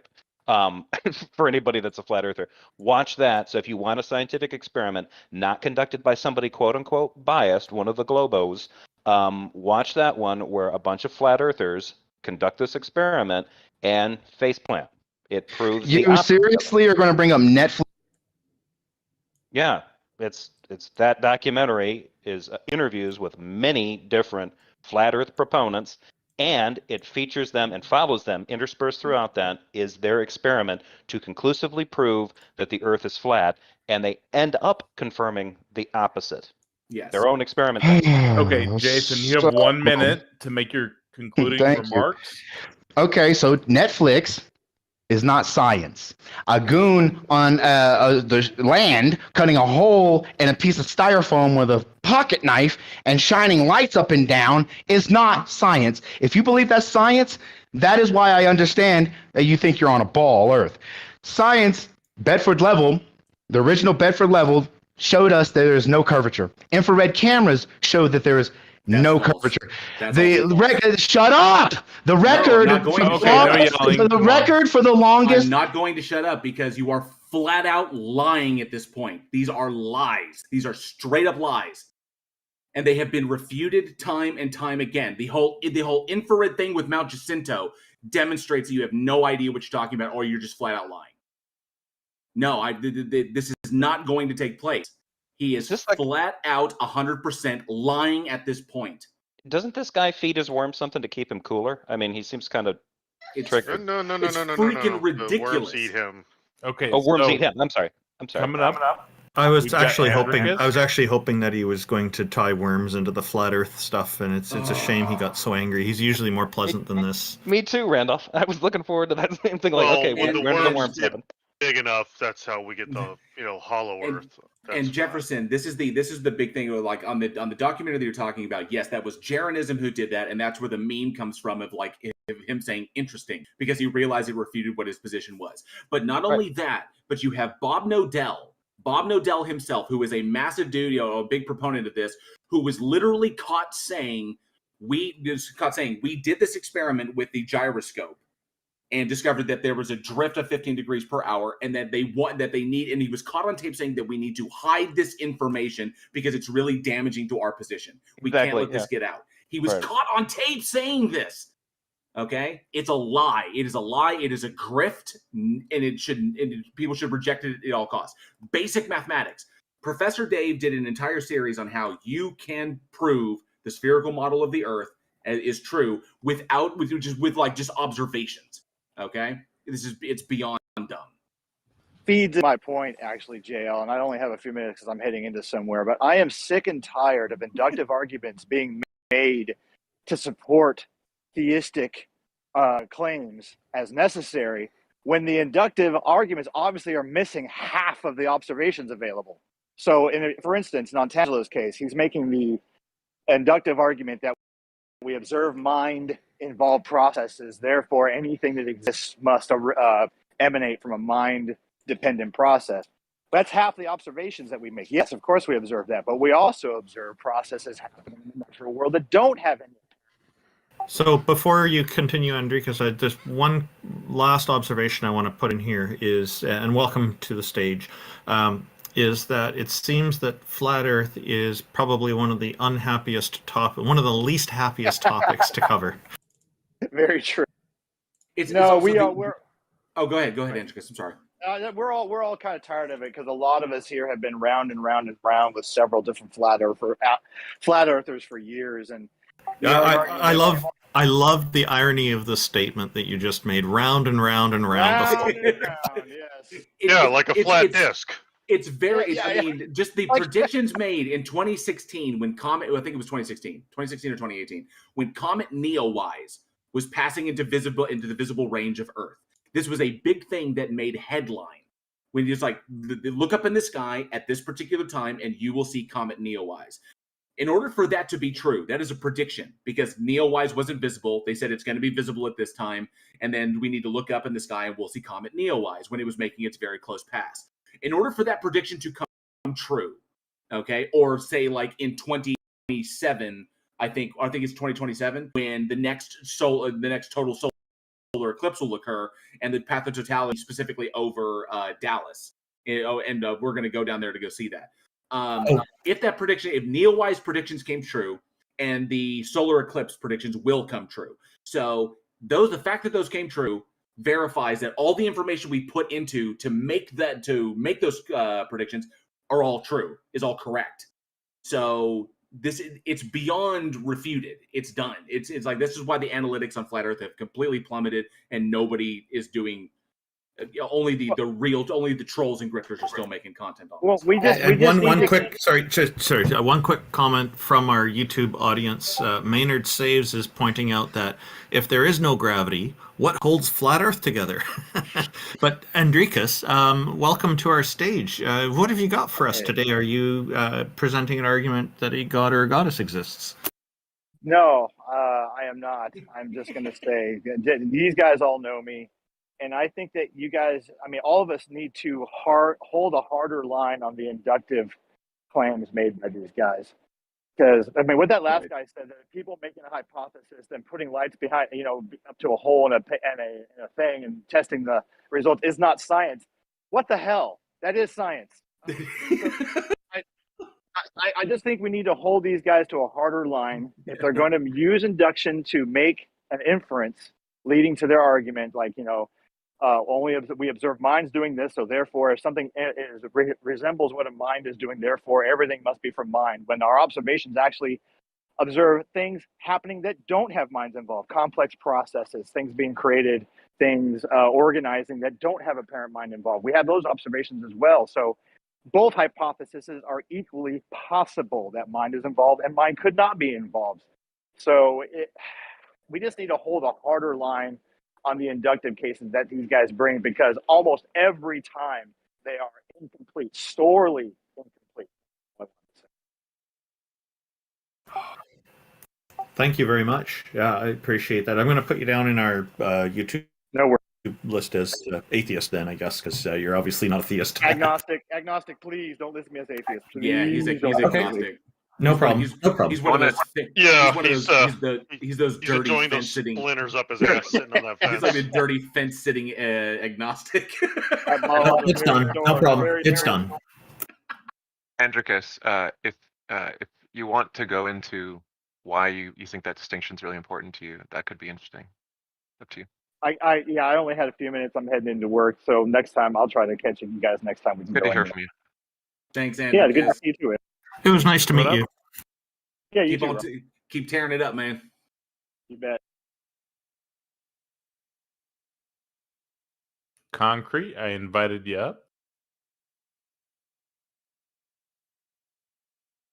And Concrete actually messaged me or sent me a message, or put a message in Heathen Hangout in the text chat and said that I keep interrupting interesting conversation. Jason has nothing interesting to bring forward. I will always interrupt it because he's lying his ass off. And he's demonstrable lies that I have refuted time and time again. So I'm always going to give him crap. Concrete's been waiting a while, so I'm giving him a moment. Okay, but we do have a show going, so we should probably move on and try him again later. Asline wants to discuss Christian meta-ethics. Oh, Concrete is here. Oh, Concrete's here. Great. Hello, Concrete Plus. What up, ladies and gentlemen? I don't know if you're any ladies, but yeah, that's the polite thing to say. We'll give you a moment to explain your point of view and the argument. And I wanted to cover a couple of things real fast. Sure. I don't know why. We talked about it during the pre-show about JL like incessantly over talking and cutting people off. I don't know. It's like, JL, do you realize you're cheating? Like you have the bully pulpit and you're like being a bully. Do you realize that or no? Okay, so we're not going to do that. If you want to talk about the topic, we can talk about the topic. You're welcome. We would love to discuss with you. Yeah, we already addressed it at pre-show. So I'm So Concrete, let's stick to the topic. We already addressed it pre-show. You guys have no problem. Look, you guys have no problem like casting aspersions against Antangelo, claiming he's just Okay, so Asline wants to discuss Christian meta-ethics. Hello, Asline. Welcome.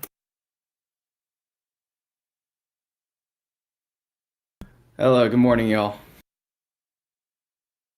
Can you hear me? Yeah, we can hear you. You sound great. What would you like to talk about? Yeah, perfect. So I was just kind of so last time we talked about divine command theory, and so wanted to kind of go over that as the only viable meta ethic that we can have for determining, or the basis for normative ethics. So as I said last time, I usually try to lay out my case first before I go into the back and forth, and so I'll try to be a little brief. But I have a couple points. This actually fits our format here, so go ahead. Sure. So I would argue that divine command theory is the only position that can offer both an account for objective morality and objective moral obligations, because the good is grounded in God's essential properties that we can apprehend through the Holy Spirit, and that God's authority provides those moral obligations. So one thing that when discussing about divine command theory is that it has to be nested within a worldview. I don't agree with an abstract sort of deistic God that has divine command theory, because that's inherently imprecise and flawed, and it will net a lot of the contradictory results that a lot of the criticisms have been made. So under the Christian paradigm, we think that God loves us and wants what's best for us, that there's a greater telos to the world that God has planned for humanity, one that we don't fully recognize, and that kind of arguments like, what if God commanded immoral actions, are only objections to the divine command meta ethics if you believe that God is just an arbitrary deity who has no greater purpose to what he commands. He just makes up rules as he goes.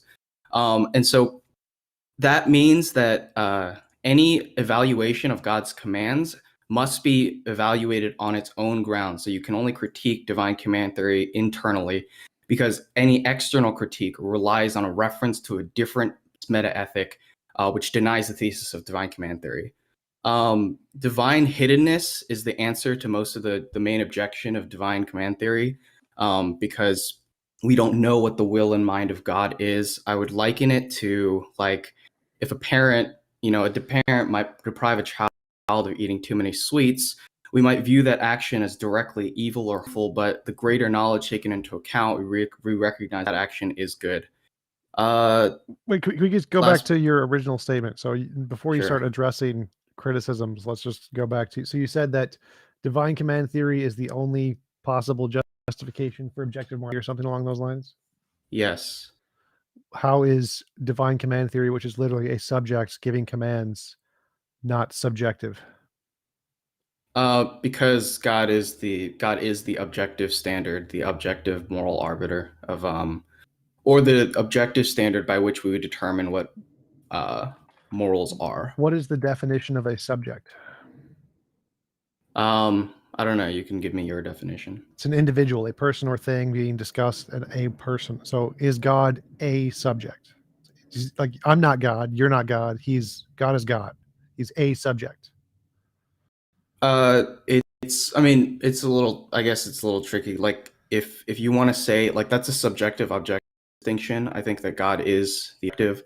Like, you could say that he's a person, but I don't think it would make a difference. He has a mind, and it's different from my mind. It's different from your mind. It's God's mind is over there, and our mind is over here, and they're not the same, right? So God is a subject. I'm a subject. You're a subject. We're all different subjects.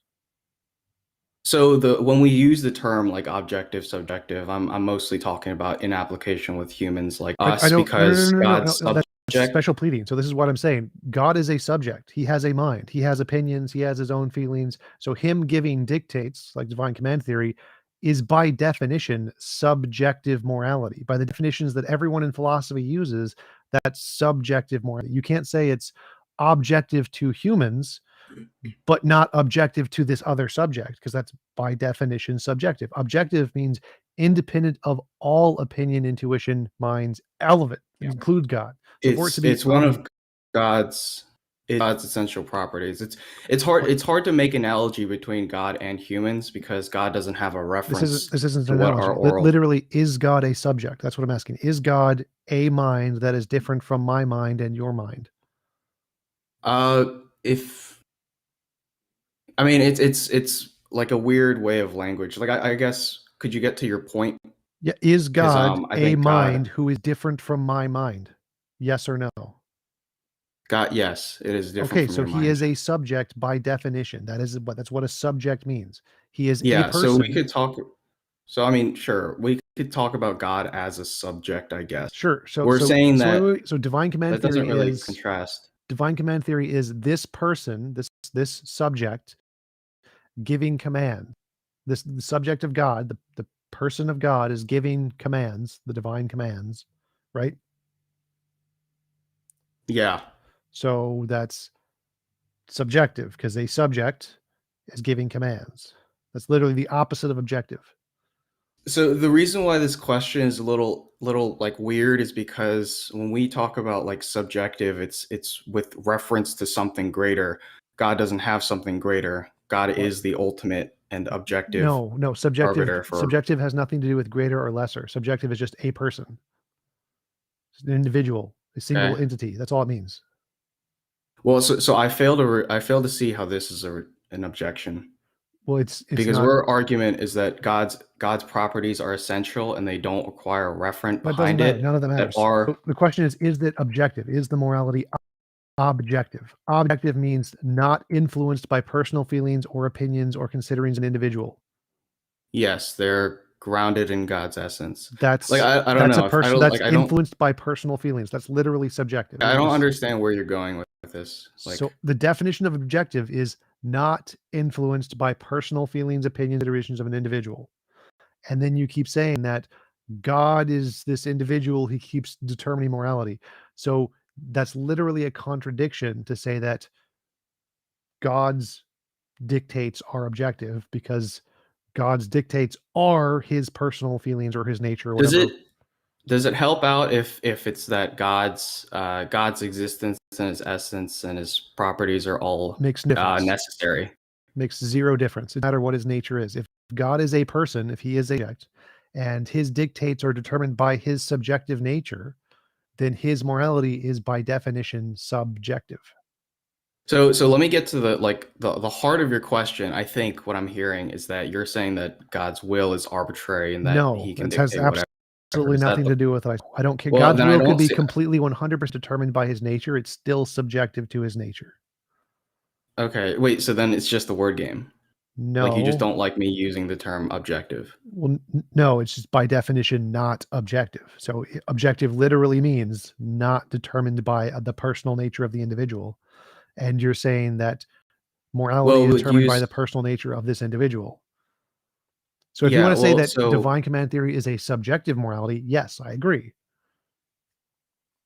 Well, so the reason I'm saying this is because when we're using terms subjective, objective, I'm using it in reference to human beings. Well, that's literally not what they mean. You can't do that. That's literally not what those words mean. Yeah, but like in our circumstance, God lays the foundation for all of objective reality. You would agree that objective reality is objective, right? Sure. Yeah, so we would say that God is the grounding for all of objective reality. We apprehend that. And so when we say things like objective morality exists, we say that we are apprehending God, who is the ultimate necessary standard. So we morality apprehend subjective. that, and that's literally still a contradiction. So that's still subjective morality. So if God determines morality based off of his personal feelings and preferences and nature, that is by definition subjective morality. Now, if morality is a thing that's independent of God objectively for all minds, then it would be objective. But it wouldn't be objective if it comes from God's subjective personal feelings. I mean, for the sake of moving on, we can go ahead and call God's morality subjective if you want. It doesn't make a difference. It's also interesting to bring up, just as a kind of a side note, is that essentially what you stated is that if reality is the way reality is because that's the way God created it, but God could have created it in an infinite number of possible ways. He just happens to have created it this way. So if reality was decided to be created this particular way by God, then reality in and of itself is subjective to God. And everything within that reality is subjective also to the whims of God. And sure. So morality, which is included in that, or moral distinctions or moral valuations, are also subjective to God. So if God's determination, just because God is the biggest, baddest on the block, doesn't make what it says objective. It just means it's giving the standard, which is determined by it. And if God can change that standard at any time, if at one point it could say this is immoral, but later on say now it's not so immoral, now it's moral, if it can change its position, that means it's completely arbitrary. Oh, I see what the confusion is. So God doesn't have to abide by a set of morals because he is the moral standard, and he doesn't issue obligations to himself. He doesn't issue against himself, so he has no moral obligations. Like that's the difference. So like go back to your original statement. Your original statement is that divine command theory is the only thing that can provide a basis of objective morality. Now, Yes. objective in philosophy means independent of personal feelings and opinions. So that means that it can't be objective. So you must mean something else by objective. What are you talking about when you think divine command theory can be the only basis of like morality? Like this is why it's like just a word game, is because I think that God is the objective standard. God's properties are the essential. You said it's the objective only thing standard. that can be. You said it's the only thing that could be, right? The what? You said it's the only thing that could be the basis of objective morality. I could say God doesn't exist. Yeah. Objective morality is fine. Like objective morality can exist as a platonic object, it can exist as a law of nature, it can exist as an Yeah. So that's abstracts. Why wouldn't those count as objective moralities? Yeah, no. That's my, like, you can. I'm not saying that there's no possible way to ground objective morality. I'm saying that it's this divine command theory is the only viable method. Why is it the only viable? Like, I think it's not a viable Because method. the alternate, because like the alternatives, like for example, anything that's like a worldly one, like utilitarianism, deontology, whatever, those aren't objective. So yeah, they're not objective. When you're talking about objective things like moral naturalism. Moral naturalism.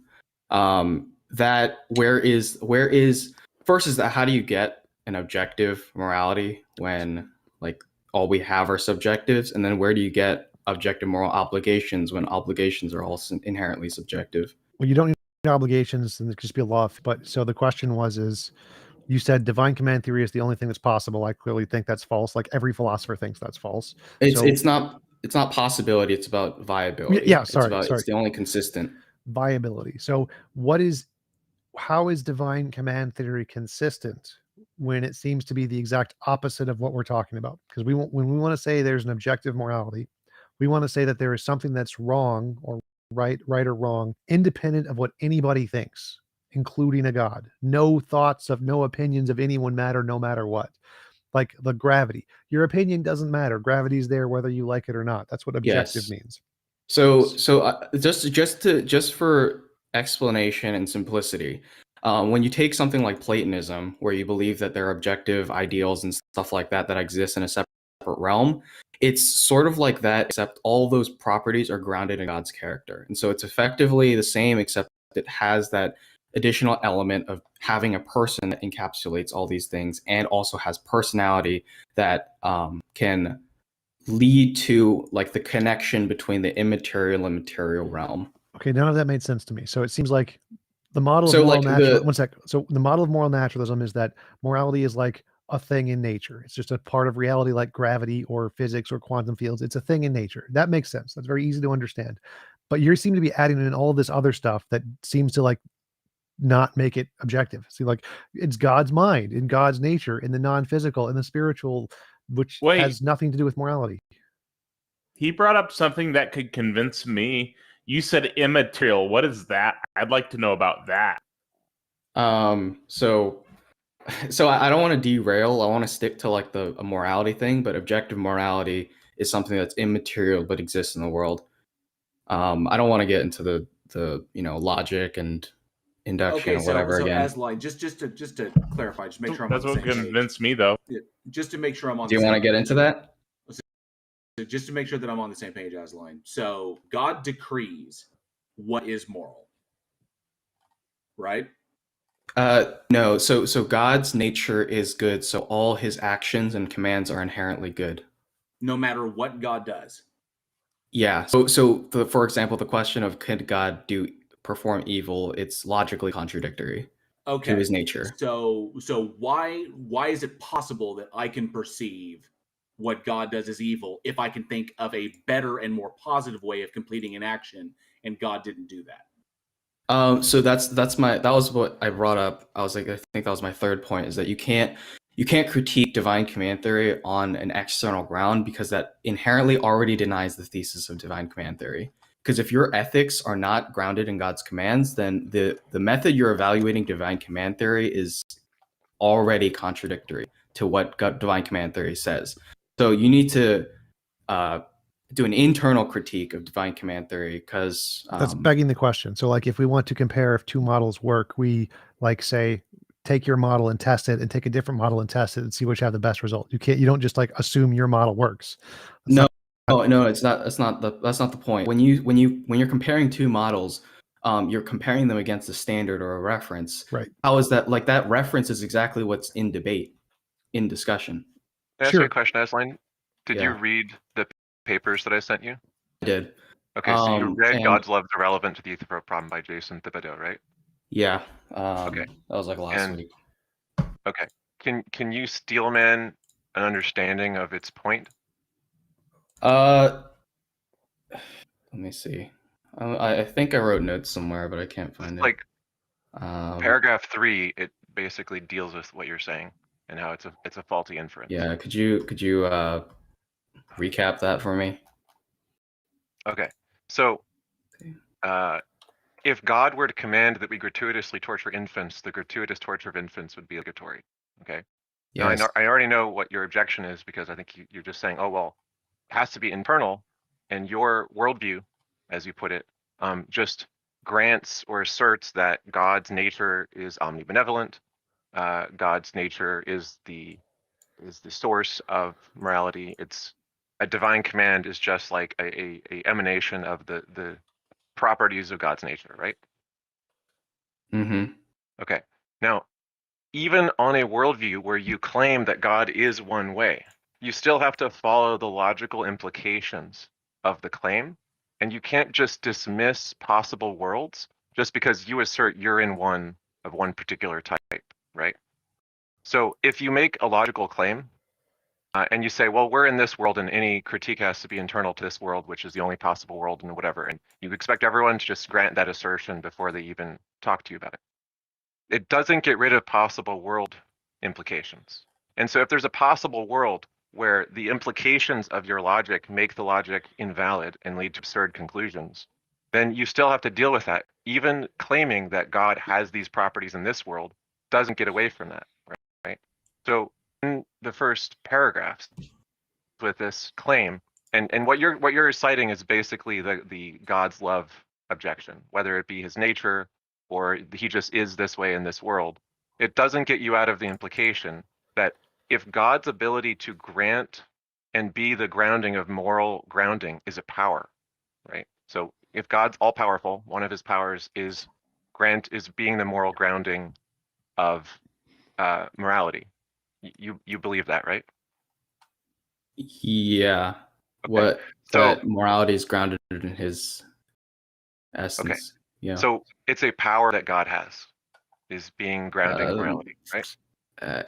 I mean, a power, that terminology it implies that it's some sort of like arbitrary action that he does that creates it. I would say, well, it's just to semantics, clarify right? the point. Yeah, just to clarify the point is that it's grounded in his nature, so his actions are inherently flow. Okay. So divine command theory makes the claim that God has moral grounding power. You can word it in different ways. You can call it just his properties, his nature, whatever. He has the property of doing this thing, right? Now, you don't get out of the problem of, okay, so if that's a power that a being can have, right, then other beings that we can imagine with that power, we have to consider what the implications of that would be. You don't get out of, if God were to command that we gratuitously torture infants, gratuitous torture of infants would be obligatory by saying, well, he just doesn't or just wouldn't, right? So you still have a reductio ad absurdum that doesn't go away by just claiming that he just would never do that. Well, it's not about just like arbitrarily starting with the point that says that if we define God has these properties and therefore it's not possible. It's about whether it's logically consistent and whether or not this possible world's analysis would actually allow for that possible world. If we believe that God's properties and essential attributes are necessary, then there is no possible world in which which God is not good, because it's a logically necessary property of God. Well, doesn't answer so the question. When we talk about so the question is more, if you define God as the thing that grounds goodness, then whatever God's nature is determines what goodness is, and you just have to accept whatever that is. Mm-hmm. And so, yeah, but again, so that doesn't tell you what goodness is. Now, maybe whatever God's nature was, if God's nature was to drown all babies, And since God's nature grounds goodness, then drawing all babies would be goodness. Now, obviously, you don't think that's possible, but because goodness is simply defined as whatever God's nature is, then that doesn't tell you any about goodness. Yeah, so I mean, just to back up a little bit, is that goodness under a Christian paradigm, goodness is kind of like a distance between God and away from God. That evil is furthest distance from God, goodness is closest distance to God. And so the movement or the God's commandments are grounded in that sort of measurement, whereby actions that are good are things that move towards God, things that are evil move you away from God. And so let me a certain give you, action, let me give you an example. a certain action. So like if I said blurg is the property of being closest to the nature of Uncle Bob. So if you do something that's closer to the nature of Uncle Bob, you're closer to blurg. But does that tell you what actions are like Uncle Bob? Does it tell you what you should do or shouldn't do? Can you differentiate the good actions from the bad actions? Wait, hold on. Repeat that. So blurg, I'm making property, the blurg property. What? And blurg property is doing something that's closer to the nature of Uncle Bob. So if, let's say maybe Uncle Bob is a smoker. And so if you smoke, you're being more blurg because you're being more like Uncle Bob. But we don't know anything about Uncle Bob. We have no idea what he's like.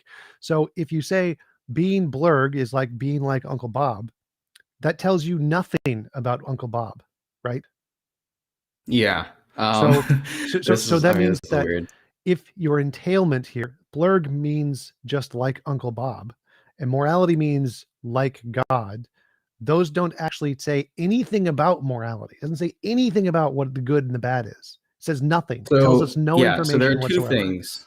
So there are two things. Is that first is that a lot of these things are revealed in the Bible. That you would that's separate. That's separate. So we're just talking about morality here. So if you that's my point. Is that I don't believe in an abstract, deistic, divine command theory God, and I don't matter.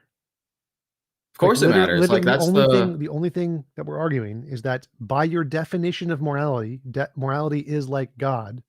That is completely irrelevant to morality because it doesn't tell us anything about morality. You say morality is like God. Oh, and God is all of these other things.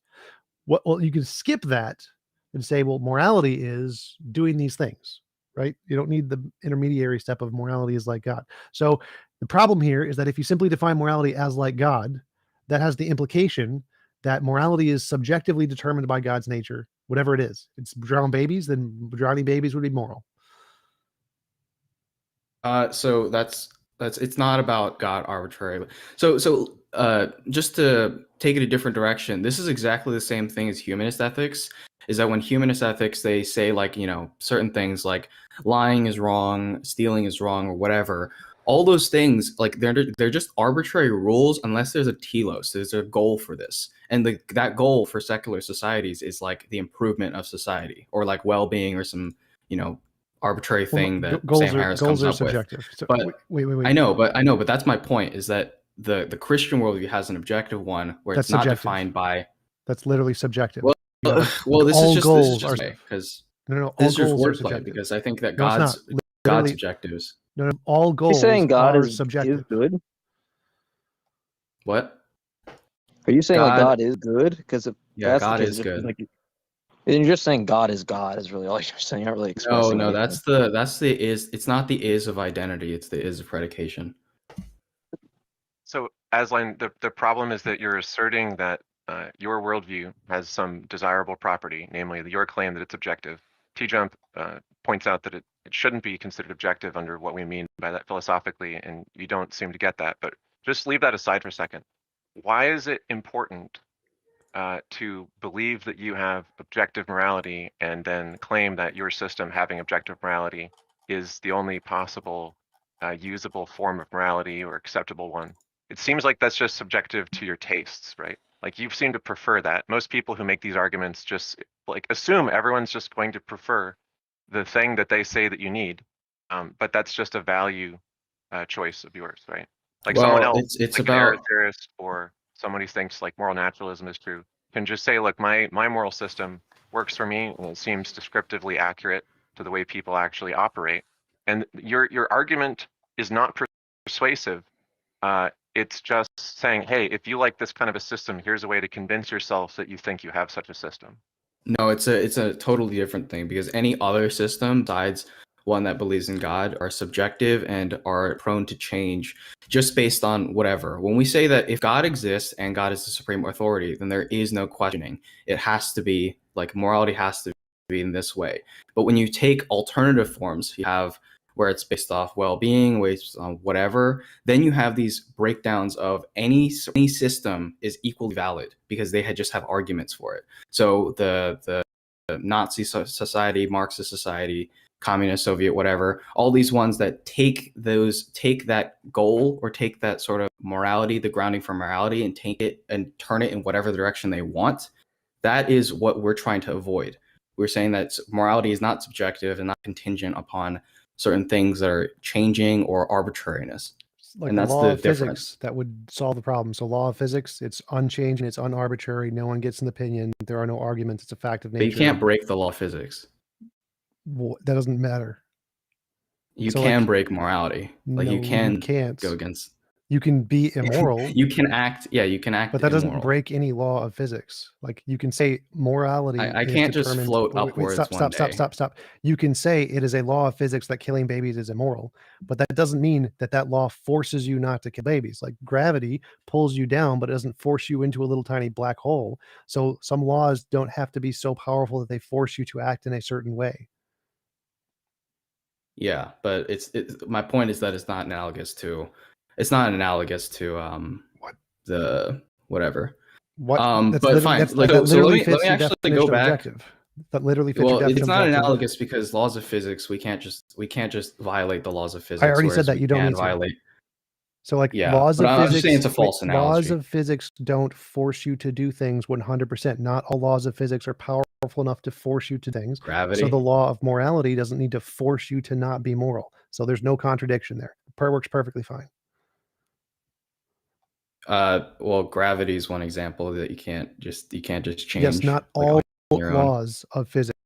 So gravity, you can go against it because it's not powerful enough to force you into a black hole. If gravity was super powerful, you wouldn't be able to jump. The fact that you're able to jump and use other forces to contradict that force means that yes, you could have other forces like electromagnetism that can go against morality. The fact that the moral law you can go against it doesn't mean it's not physics. Yeah.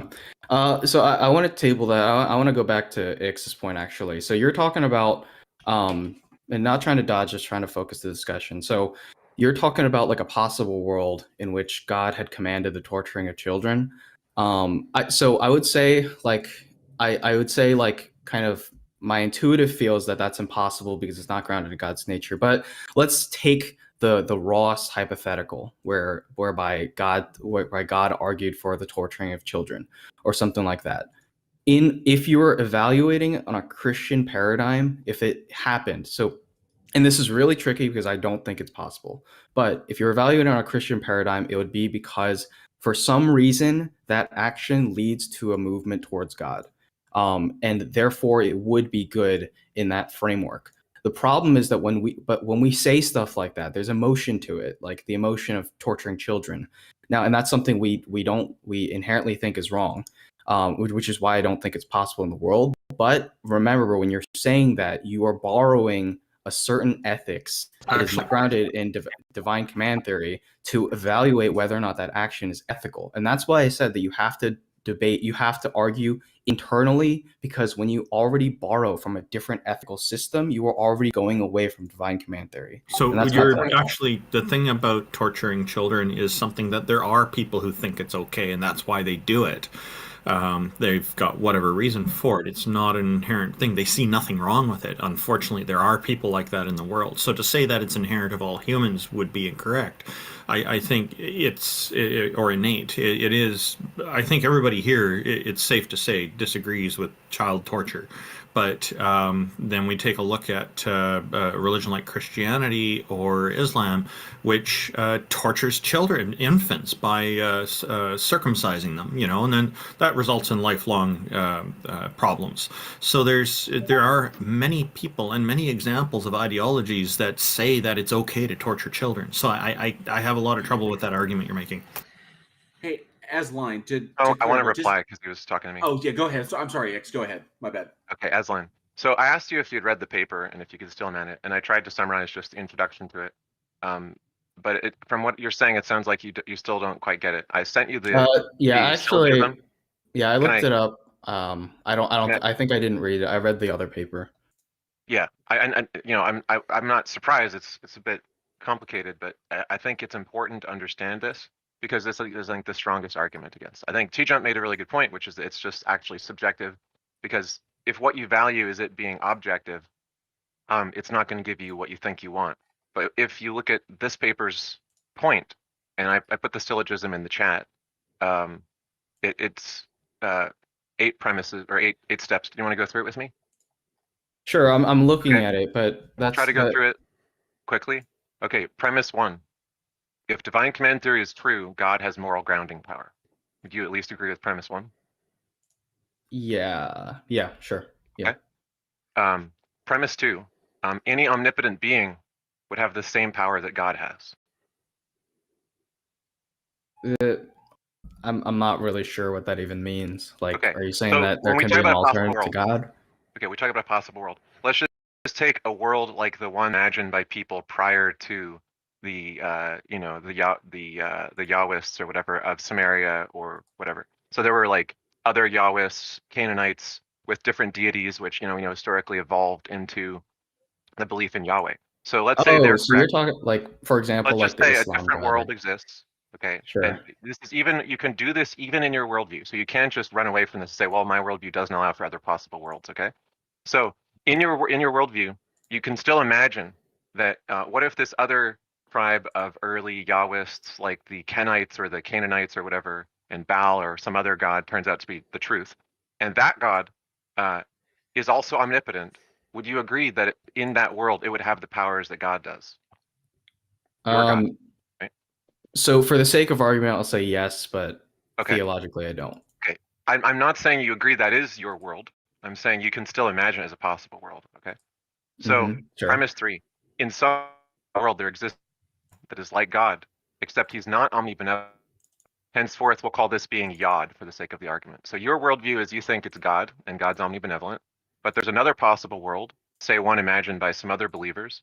And if they're right, then Yod exists. Yod is omnipotent. Yod has the same powers as God, and Yod is not omnibenevolent. Is that a possible world that you can imagine? No, because so it's so there are 2 problems. So I looked through the whole syllogism. There's 2 problems, and I'll just break it down so it's a lot easier. So first is that this premise first before we go into something else. Well, I mean, it's addressing this premise is that when you're talking about we're talking, all we have is this world and all the references from this world. So if I believe worlds. Yeah, it does, because you can't. Yeah. So for example, if I try to imagine a world where there was no God and there's like just computers and whatever, all of our references to that possible world are borrowed from this world. All you need to do for the sake of this premise is grant that the believers of Yod believe in the possible world where their God's not omnibenevolent, and there's no like contradiction in their imagined possible world. You might disagree that the evidence is our world isn't like that, right? But that's not what we're talking about. We're just saying that, look, the believers of Yod believe in a possible world, and you can't point to any contradiction in their possible worldview. Okay, so in this world, morality would not be objective because God is not benevolent. That would be my response to that. We haven't gotten there. We're just trying to establish, is there some contradiction that makes it not a possible world? Like, would a square circle exist? Would a 2 + 2 = 5? Is there something absurd about their possible world? I don't think there is, and I think you have to grant premise 3. So I'll grant it for the sake of argument, but this is nuanced because this God would not be the God that I believe in. But we already established that, right? This is Yod, not God. Okay, all right. Now premise 4: if divine command theory is true, Yod has moral grounding power. Because premise 1 is that God has moral grounding power. Premise 2 is an omnipotent being has the powers of God. And premise 3 is that if these believers of Yod are correct in their possible world, their possible God would have moral grounding powers, but it would be Yod. Yeah. Okay. So in some possible world, Yod commands gratuitous torture of children, right? Maybe they believe that's what Yod commands. Yod, okay? But Yod provides no grounding for for objective morality because he's not benevolent. So that's not quite where we're going with this. So when we say that God is morally grounding, he has that power, it's because of his nature. So in the world where Yod's nature is to gratuitously torture infants, that just is what it means to be good. That is morally grounded in he has the power to ground it that way. If God is not benevolent, then there is no good or bad. It's all arbitrary. And that's I don't why understand premise the inference you're making. You're making an assertion, right? But what No. you're actually appealing to is something like benevolence, which is different than God's moral grounding power.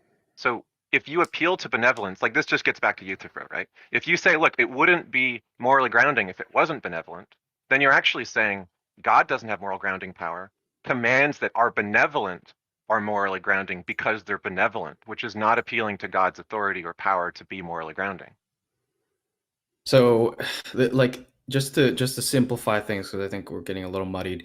So the answer to the Euthyphro dilemma is not that God creates what's ethical and that's what we have to live by. It's that God's nature is good and his commands are good as a flow from that, and that when we apprehend the goodness, we are apprehending God's character. So we're not saying that like God just arbitrarily creates something that's good and that we have to follow that. As the problem is though, is that it does become arbitrary, because you can just ask you can formulate like another question about the nature, and you can just say like, is it good in virtue of the properties that God possesses or not, right? And that's going to be a true dichotomy to answer. And if it is in virtue of the properties that God possesses, then it kind of goes back to Ix's point, because we're just highlighting this really like stance-dependent notion of what the good is, and so it just doesn't seem like you're wanting to cite it that it's arbitrary, but we can just ask that question about. Well, so this is a misunderstanding of where we're getting God's properties. Is why I know, but you gotta understand, like, this possible world, if you can't deliver some contradiction on why that possible world couldn't obtain. Well, here's the confusion. Well, hold on.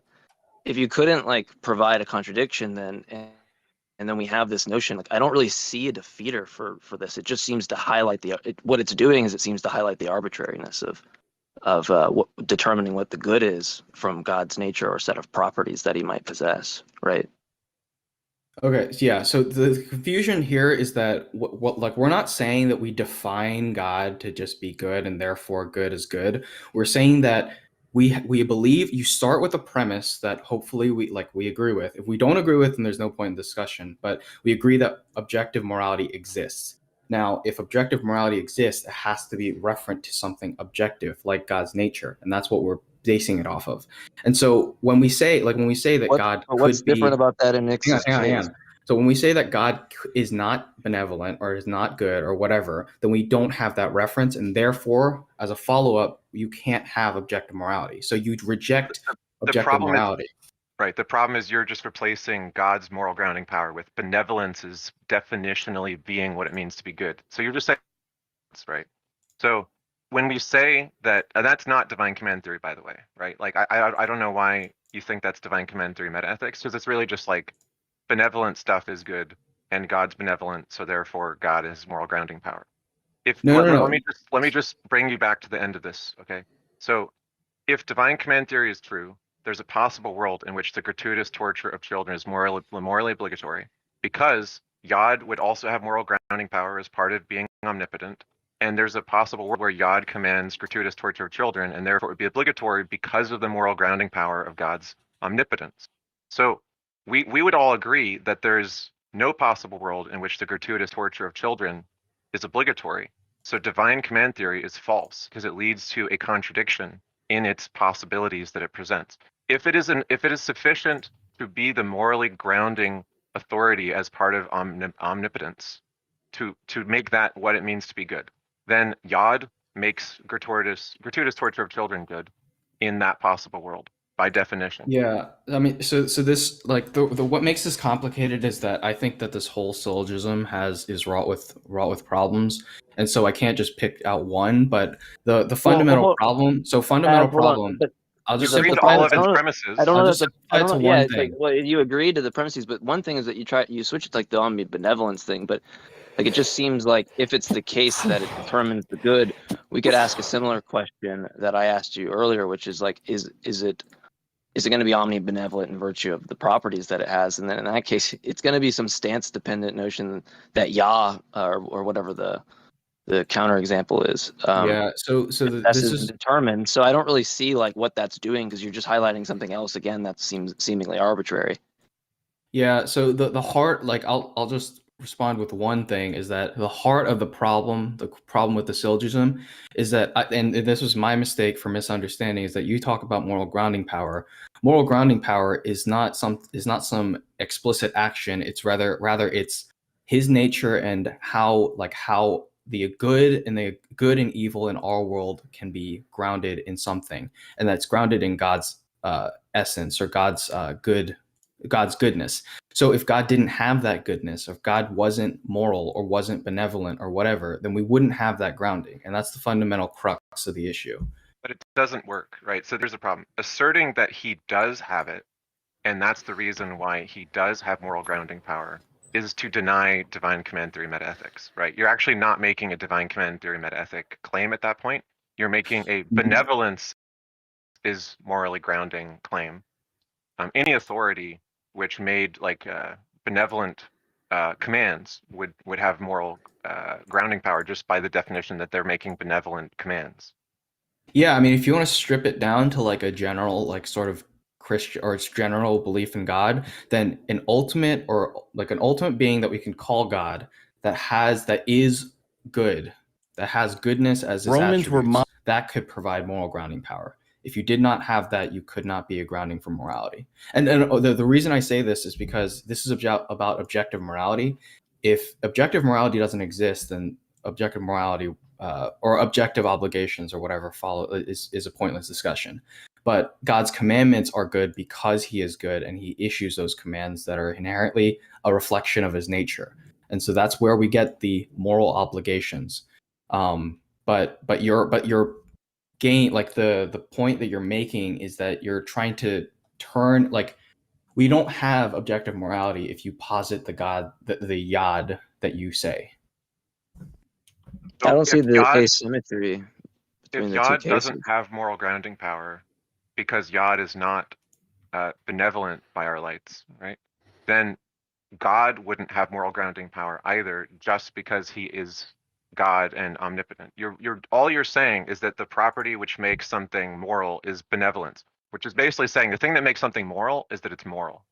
Like this is why the Euthyphro problem is still a problem, and why appealing to his being loving is irrelevant, is because the implication of claiming divine command metaethics, which involves God just having moral grounding power, is something which you actually aren't defending, because you know you can't. You're retreating to, well, it's because he's benevolent and loving, and that doesn't work as a defense of divine command metaethics. Now, you can take a divine command stance normatively. You can say, look, it is the case that God is benevolent, and we should follow God's benevolent commands, but it doesn't get you to the idea that that's like the metaethic grounding of morality itself. So here's what I would suggest to you. If you want to do some more research into this and tell me what you think, we could talk again. But you'll find that many Christians do not defend divine command metaethics. They defend something like divine command normativity. So they say, like, well, you can't really justify divine command metaethics because that would lead to conclusions like Yod could be morally grounding, that the ethical thing is always to ground children. But since God would never do that, it's not the case that it is just grounded in a command. It is the case that some other kind of metaethic is the best way to understand what morals are, and that God is the supreme authority within that different metaethic. I don't think you should assume, or that any Christian should assume, that they're bound to what people call divine command metaethics, and that's the only way to do Christian ethics. And if I were you, I would look into other views that even Christians take to see that you're not actually obliged to this position just because you want to be a good Christian. Well, so I mean, I'll turn it on you then. What is the grounding for objective morality and objective moral obligations? I'm not sure they exist, but I don't have a problem with that. You have a problem with it. It scares you. Yeah, well, that's the. But that's the point, is that you don't have them, and so anybody. We don't. Do you have no? We don't need them. You have no grounding for critiquing. It's not necessary. It's not necessary. Let me let me finish. Okay, so saying I'm not sure they exist isn't the same thing as saying like they can't exist or whatever. You know, like I know a number of objections to various claims about objective morality. However, it has very little bearing on my pragmatic use of morals or judgments of other people's morals. I can tell you my personal sort of meta-ethical position is quasi-realism, and if you want to look it up, it's a guy named Blackburn.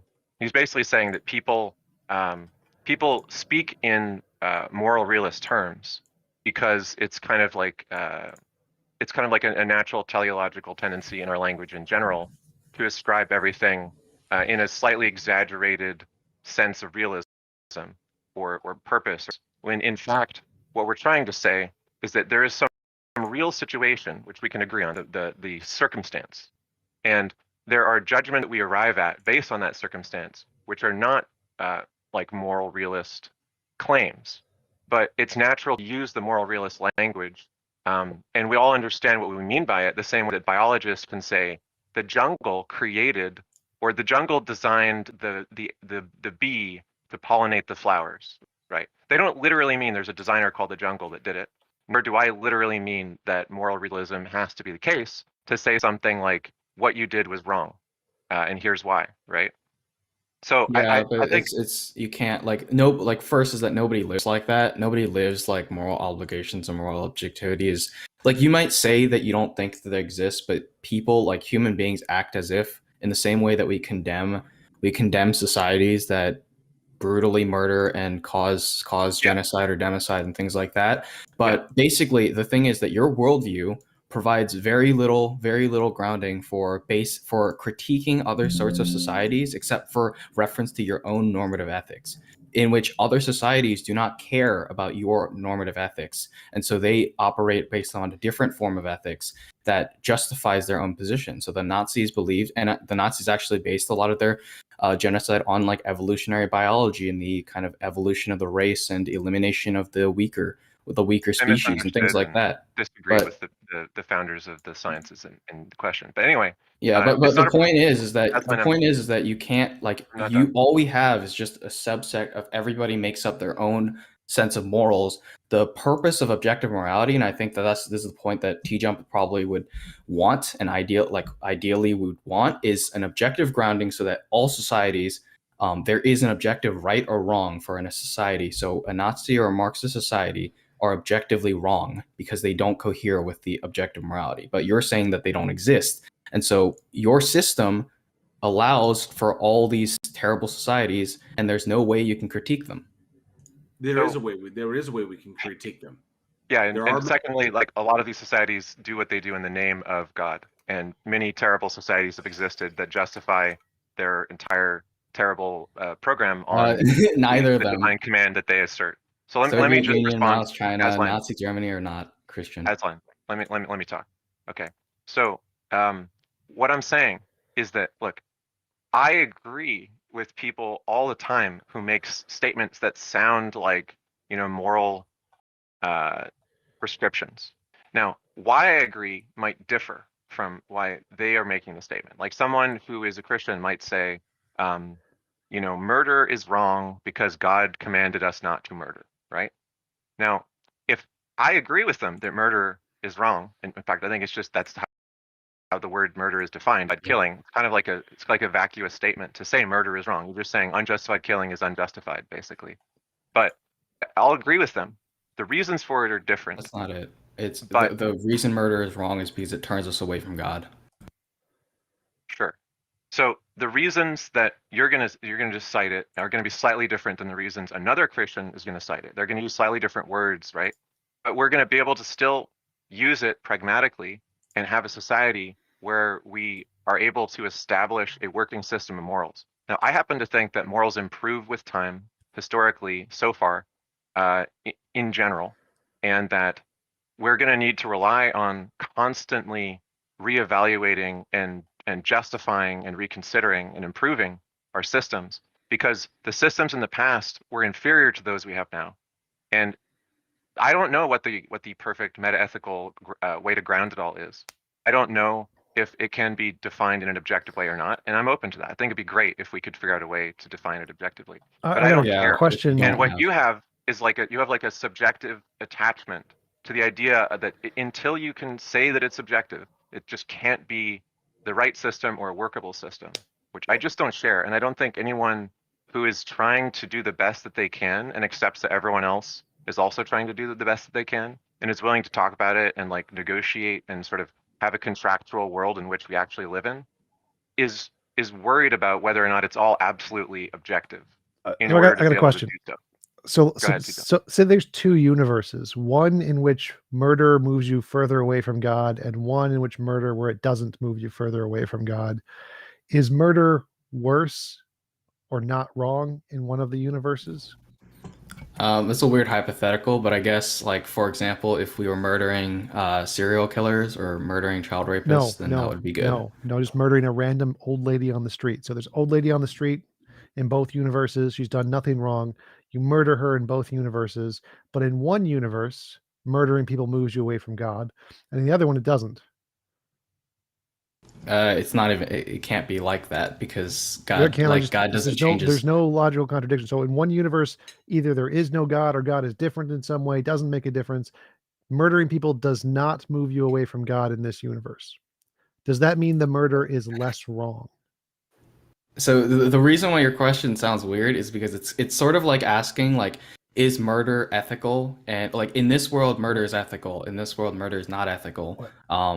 Is it ethical? And it's like, yeah, in the world where murdering somebody like randomly turns you away from God, it turns you away from God.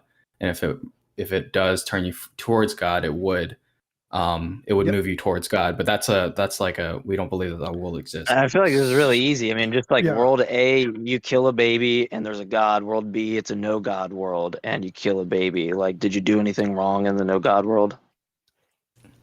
Yeah, well, no, it's in that's the atheist framework.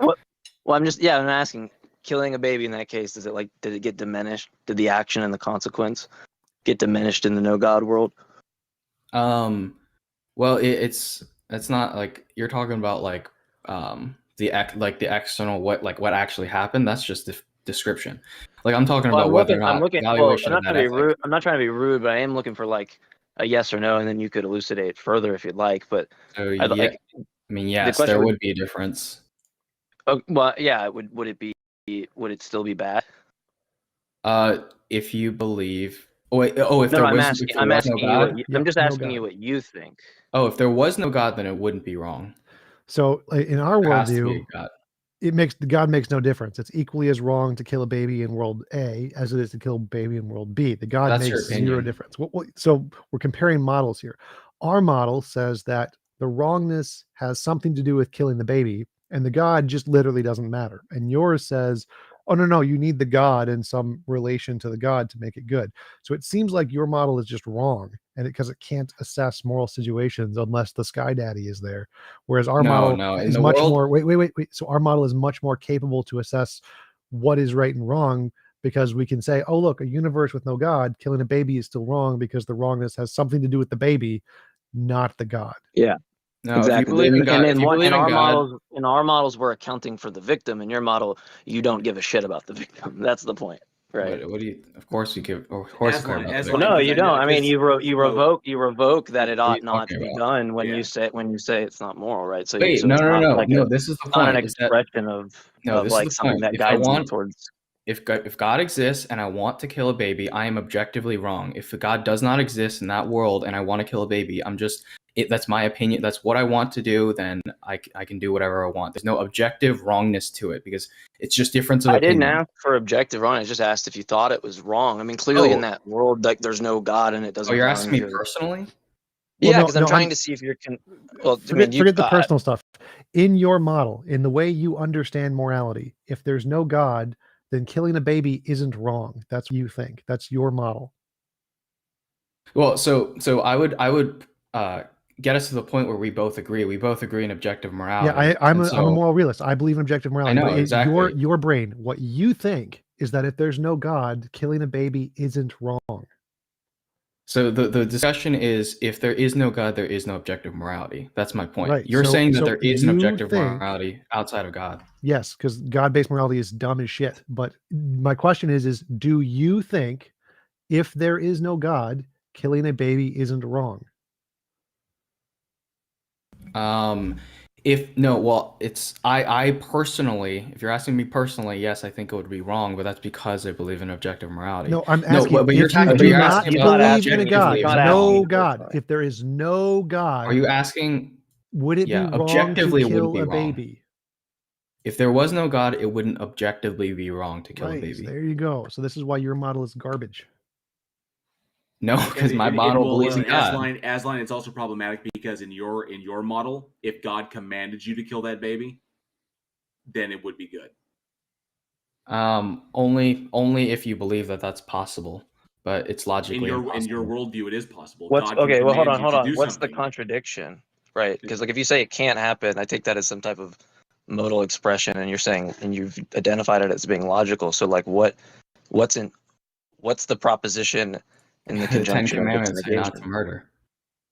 Unless God is commanding you to Oh do wait, something. hold on. I'm looking for like P and not P. So like, and I can negate it for you. So like, what is it? What do you want? If if someone says that that can't happen, right? Or it's impossible, I take that to be some type of expression of like modality where like, say it's a nomological impossibility or a logical impossibility, but you identified it as it being logically impossible. Yeah. So now like the only thing that you should do, given the claim, is to deliver P and not P, right? The proposition and the conjunction of its premise negation. premise one would be God is good. God is essentially good. Premise two, murdering babies or whatever is evil. Therefore God cannot kill babies or kill torture baby or whatever the hell the phrase is. That's not not a logical contradiction. So a logical contradiction means like yeah, it you is. are a round square. That's what a logical contradiction means. Like a round square. It's like saying that I choose not to do something. Like it's not impossible for me to choose to eat chocolate ice cream. Like I may not even choose it. Someone could force me to eat chocolate ice cream, or it could happen by chance. So it's not a logical contradiction that I don't eat chocolate ice cream, even if I hate it, even if I'm completely contrary to it. It's not a logical contradiction. Yeah. So like, for example, if you're divorcing the concept of God from a Christian God, then yeah, evil God is not a contradiction. But if you're talking about Christian God, an evil Christian God is a contradiction, because the essential in the definition of Christian God is that God is essentially good, and so it is a contradiction in that worldview. It's not a contradiction. I have something I have something I want to run by you, Asline. It's kind of the heart of this whole thing. And Euthyphro dilemma aside, problem of evil aside. Okay, so all of this, your entire position is predicated on the fact that God is defined in a particular way, right? So I hate it being phrased like that, because the point is that no, we make an inference based off our lived experience to make an inference to God being the standard.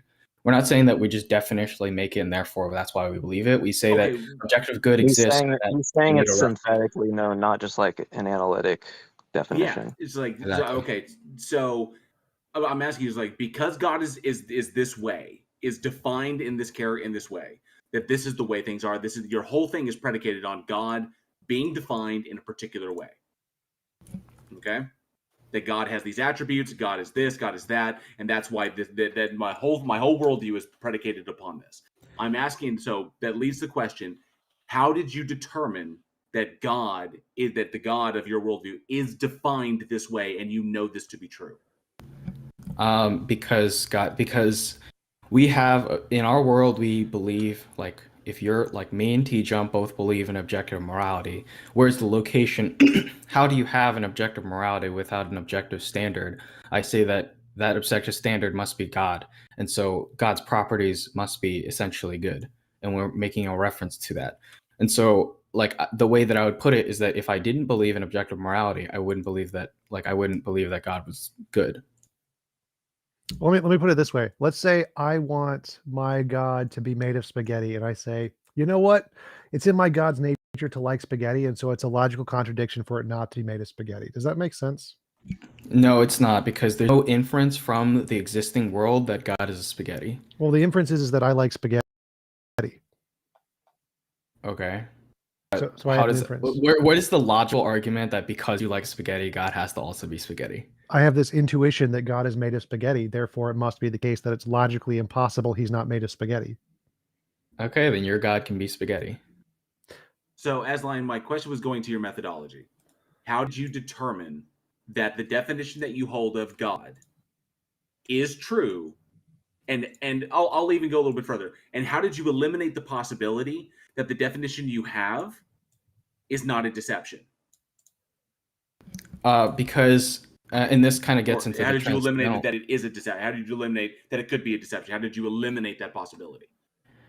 Because a deceptive God would not provide the grounding for objective morality. If God was deceptive, then morality wouldn't exist, because everything that we see, like God wouldn't be good if he was deceptive. Incorrect. Subjective, just because morality is subjective doesn't mean morality doesn't exist. It just means it's subjective to determination.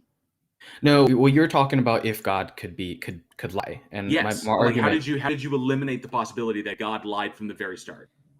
So, like, you would take a look at what that worldview would produce. If there's a God that lies, then we would not have objective morality. We would not have a grounding for anything. You're right. We would have subjective morality. It'd be subjective. It like I said, Euthyphro dilemma. It's already subjective. It's either subjective to God or it's subjective to us, because God is an agent. But I believe in was saying objective earlier. morality. Okay, so I'm saying what I'm trying to get is this: everything you know about God's nature, everything that is derived from God's nature, stems from one singular source. And then you take that source and then you extrapolate it to the world that you observe. Okay? Because the God that you're describing cannot be extrapolated from the observations of the universe. So you need a grounding source, and that grounding source is your Bible. So, okay. I mean, I would say me and TJump are basically doing the same thing, except I'm just taking it a little bit further and saying, where does that objective morality come from? And I think it comes from God.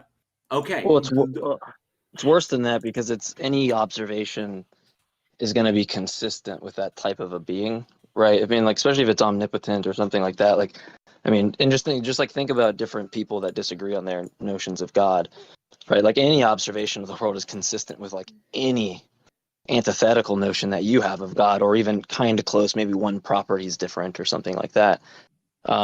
So like, I don't really, right? That doesn't. It just seems that like with the deception part of it, what it's going to mean is for it to be a successful deception is everything you're saying is going to be the tools that you cite in some possible world where you're actually deceived. So like, I don't really know how. That's all we have. Like all we have is what we can. Just what we all can those experience in inferences this are going to world. be consistent with other views, right? And so you have to have something that like actually could separate that view. But the problem is, like, when you're assessing the type of being God is, like, all of the observations you make are going to be like, even if we take the deception thing out, it's like any observation you make, whether it's from text or whether he speaks to you or something like that, you're going to have to assess what's consistent with that God's intentions. But it's seemingly like any type of interpretation is just going to be consistent with whatever you deem it to be, right? So I'm not really sure. Like, it seems like when you're defining these things, right, like analytically, I don't really know what the synthetic inference that's being used or what identification in the world you're using. But it seems that it's like if I created an argument, like atheist arguments always win by definition, so therefore my argument wins, right? It just, that's kind of seems like the move that you're making. It's like we're playing a deal with a dealer who just knows the cards. Just to break it down really simply, it's the same logic that I'm using is like when you go into a table and you see a watch, you assume that watch was created by a person. You don't assume that the watch just appeared out of nowhere. My argument, but a watch in the universe are not analogous. No, and I don't want to get off topic. I don't want to get off topic. I don't want to dive into the watchmaker fallacy, because then we have to get into Hume. Yeah, that's my bad, JL. I kind of interrupted you, so that's okay. Bad. Just what I want to jump to is this: if God is defined in any other particular way, then your worldview falls apart. Your worldview is predicated on God being defined in a particular way. My question then becomes: how did you derive that particular definition? Because when making basic observations, with just observations alone, your God, as it is defined, cannot be logically extrapolated from what we observe. Okay, just from basic observations of reality, your God, as you've defined it, can't be logically extrapolated. So we need something else to extrapolate it from. And where you extrapolate that from, everything you know about the nature of this entity is from either what you've been told in your faith or from the Bible in and of itself. Okay? Yeah, So you're predicating all of this that God is, so all of this is dependent upon God being defined in one very particular way. And I'm asking you, how did you, by what methodology did you determine that God is in fact defined in this manner, and eliminate the possibility that God lied, that God is deceiving us? Because if God has the power to do so, is sufficiently powerful enough, then how would you know the difference between a God that's lying to you and a God that's telling you the truth? If God says it's good, because you derive, because in essence it comes from this. The Bible is, in your worldview, the inspired word of God, or the breathed word of God. Okay. So before we get into that, can I answer your question? So here's the quick and easy breakdown is that if objective morality exists, then they must be a reference, and that reference, I'm making an inference that God is that reference because he's the ultimate standard and that his essential attributes are good. Now, if you take that objective morality exists, but God, like the God that you're making reference to, is a lying God and is not good, then you can't have it based on him because he's not good, and there's no reference of like evil good, the evil good spectrum, because God does not provide that reference. I'm asking you how you eliminated the possibility. I'm asking you how you were able to ground the fact that God is this way, and how did you eliminate the possibility that's another way? Because how can you tell the difference between a God that says it's good and a God that's lying to you and saying that it's good? Because of the impossibility of knowledge. If a God was a lying God and a deceptive God, then we would not have grounding for a lot of the, like, namely morals and objective morality, but also everything else in the world. No, every immaterial that's saying object that in the world. that a liar can never tell the truth. No, like the point is that if a God lied, that God would not be ultimately good because lying is evil. Can we discuss immaterial now, since you brought that up again? Well, It's the same thing, but this is the point that we got into last time with TJump, and I think I've kind of clarified it a little bit. But basically the crux of it is that TJump doesn't agree that immaterial objects exist, although he does believe that objective morality exists. But he basically purports to a form of nominalism in which the terms and concepts and things that we use are a reference or constructs of things that we apprehend in the objective reality. My point would be that those things can't exist just in your mind. They also exist in the reality, but they're not called that thing. So when we see like three objects in the world, like we're calling it three, but we are also apprehending the objective reality of three. And that concept therefore exists in the world, but where is the grounding for that? That's not something that you can explain with nominalism. Well, hold on. Is his claim, are you getting some like divine conceptualism? Are you saying that the concept is grounded in God's thoughts? Yeah, but that's not, I don't have to go to that. You know that entails like an infinite regress, right? No, because God is the ultimate standard. Well, just think about it. Think about what's the content of like 2 + 2 = 4, right? You're saying it's God's thought, right?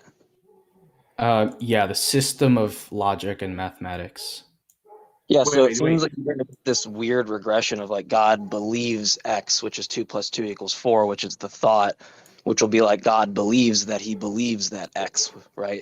You're going to get this really weird regression, it seems like, if you take that route. Hang on a sec, Aslan. Do the laws of logic adhere to also, God? I recognize that I have to take a lot of time, Aslan, do the you laws guys of want to logic kick me out? Then. do the laws of logic do the laws of logic apply to God, or is God outside the laws of logic? God is the source of laws of logic. But do they apply to They're him? grounded in his nature. Hang on. But do they apply to him? That's a misnomer, because it's not if a they misnomer, apply to because him, the minute you state that it's not, because the minute you state a thing exists, you automatically invoke the law of identity, non-contradiction, and excluded middle. The minute you say that this thing is a thing that exists, that it is God and it is not God, The minute you do that, you automatically invoke the classical laws of logic. So I'm asking you, do the laws of logic apply to God, since you've stated it exists? Do they apply to God, or is God outside of them? That's predicated on logic being external to God. Logic is a property of God, that's what and I'm therefore asking. he lives that's by what I'm logic. asking you. No, that's what I'm asking you. Is God outside the laws of logic, or do the laws of logic apply to God as well? No. Yes or no? The laws of logic are God's essential properties, are one of God's essential properties. Asline, but do they apply to God? Because you've invoked them by stating God exists. That question doesn't make sense, because if it is does make a part sense. of It does him, make then sense. they The don't laws of apply logic to apply him. to Asline. It does make sense. The laws of logic apply to God. God is God, and God is not God. Okay, so the law of identity. Ask it as a question. Jill, ask him: does God exist? Does God exist? Okay, Asline, does God exist? Yes. Okay. Does he not exist? Does he not exist? Is that he does exist. So he can't both exist and not exist at the same time, right? Yes. There you go. Yes. He cannot exist and not exist at the same time. Which means the laws of logic apply to God. No, it's because he is the grounding for he is logic. Or his essence is logic. You think this is like this big refutation. It's not that. Asline, you're not getting it. And I don't know. I understand why what you're your not point getting is. Either the laws of you're logic, not getting the fact that it's not external to God. Either the laws of logic apply to God, which you state when you state that God exists, and that he does not exist. Okay? Either the laws of logic apply to God, which means that God cannot exist and not exist simultaneously. Okay? Because the laws of logic apply to him. Or God exists external to the laws of logic, and the laws of logic are merely his nature, but they don't apply to him because he is the source of them, but they hold no sway over him himself. They don't apply to him, but they apply to everything that he creates. Okay? So God cannot be illogical. That's the point. But okay, that means that the laws of logic supersede God. God cannot operate outside of the laws of logic. No, it's his property. It's the same thing as the goodness thing, is that God is good, therefore he can't do evil. Well, that's problematic in and of itself, because that's just simply because you've arbitrarily defined God as being good, which you can't determine if that is true in any way. Because I don't think you're following the argument. I'm saying it's completely irrelevant. What I'm saying, Asline, is either the laws of logic apply to God or they don't. It's a true dichotomy. They either apply to God or they do not apply to God. And if they apply to God, then the laws of logic supersede God, and God is merely appealing to the laws of logic because God can't do otherwise. God can't make a one-ended stick or a square circle. But if they supersede God, then we only need appeal to the laws of logic. But if God is outside of them, then God is in itself definitionally a logical contradiction. God can both exist and not exist simultaneously. God, and therefore both positions are justified, which is incoherent. So it's one or the other. It's either God is arbitrary to the laws of logic, we can just appeal to the laws of logic, or God does not exist. There is no middle ground on this. That's why the question is, do the laws of logic apply to God, or do they not apply to God? True dichotomy. They apply to God because they're his essence. Randolph, do you guys want to move on, or does anyone else want to ask me a question, or because we can kind of go whatever? Well, we have taken quite a lot of time. I think it's important that we try to cover different topics and bring other people up on the stage who'd like to be here. So I'm just going to, I see J Mike for some reason got caught in the audience. He might have something to say, so hang on a second.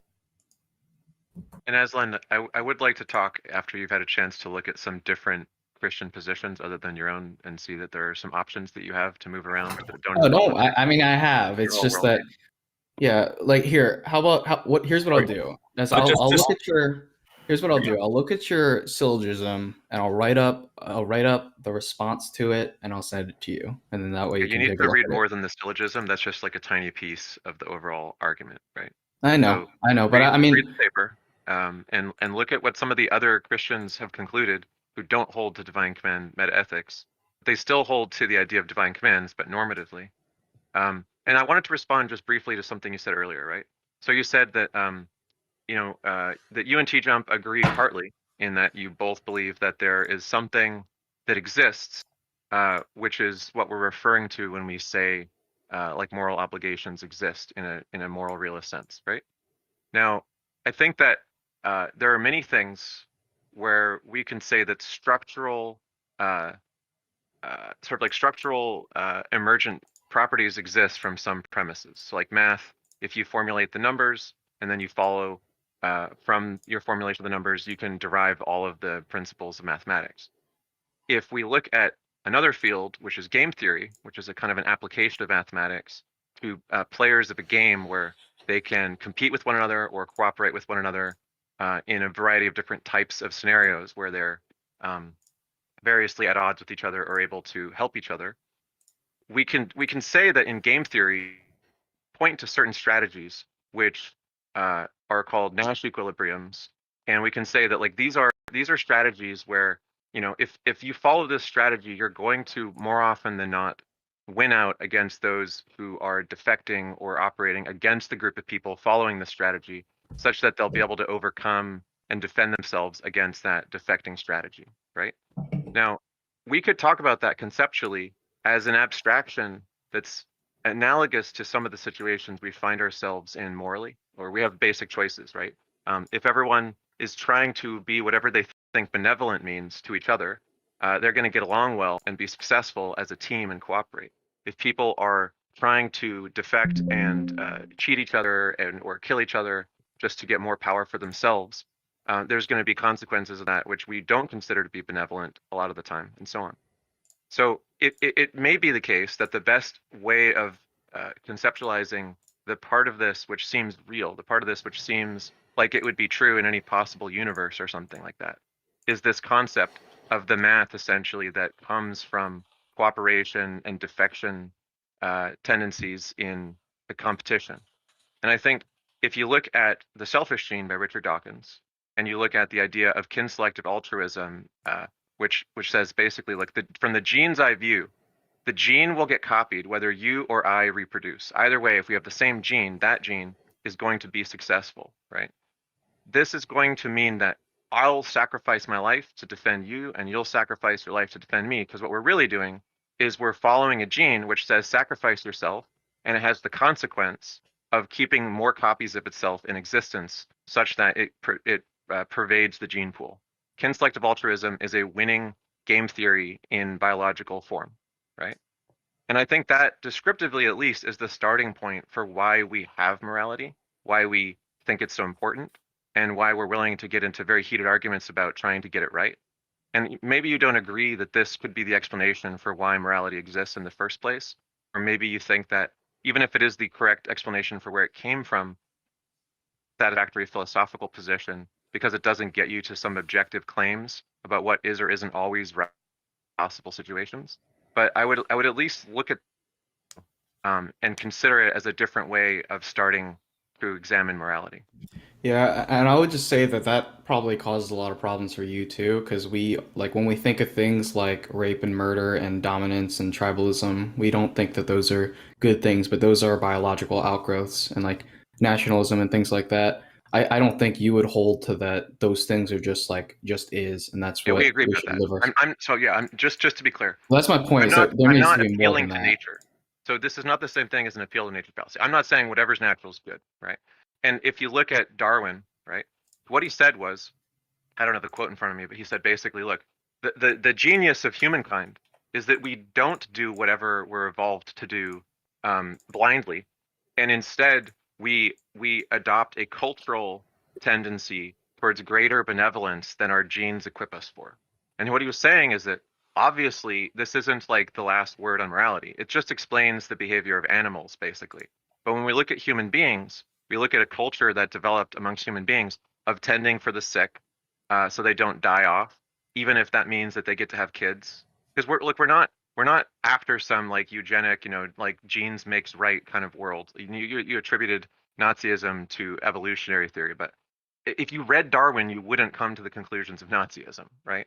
What you're getting when you think about this is an explanation of where it started, but it's not the endpoint or the final template for how it should be, right? But what it does explain is why is it the case that we have morality? Where did it arise from? And how can we improve it beyond that is an open question that we have to work out amongst ourselves. And I don't think it particularly matters what meta ethic we adopt, although I think it's very interesting and it would be great to come to more agreement on that. Right now, the field of meta ethics is like deeply divided between all sorts of camps. But normative ethics goes on as though that's not a problem because we all have a pragmatic need to contractualize a more benevolent world where we can get along better with each other. And it doesn't rely on an objective claim.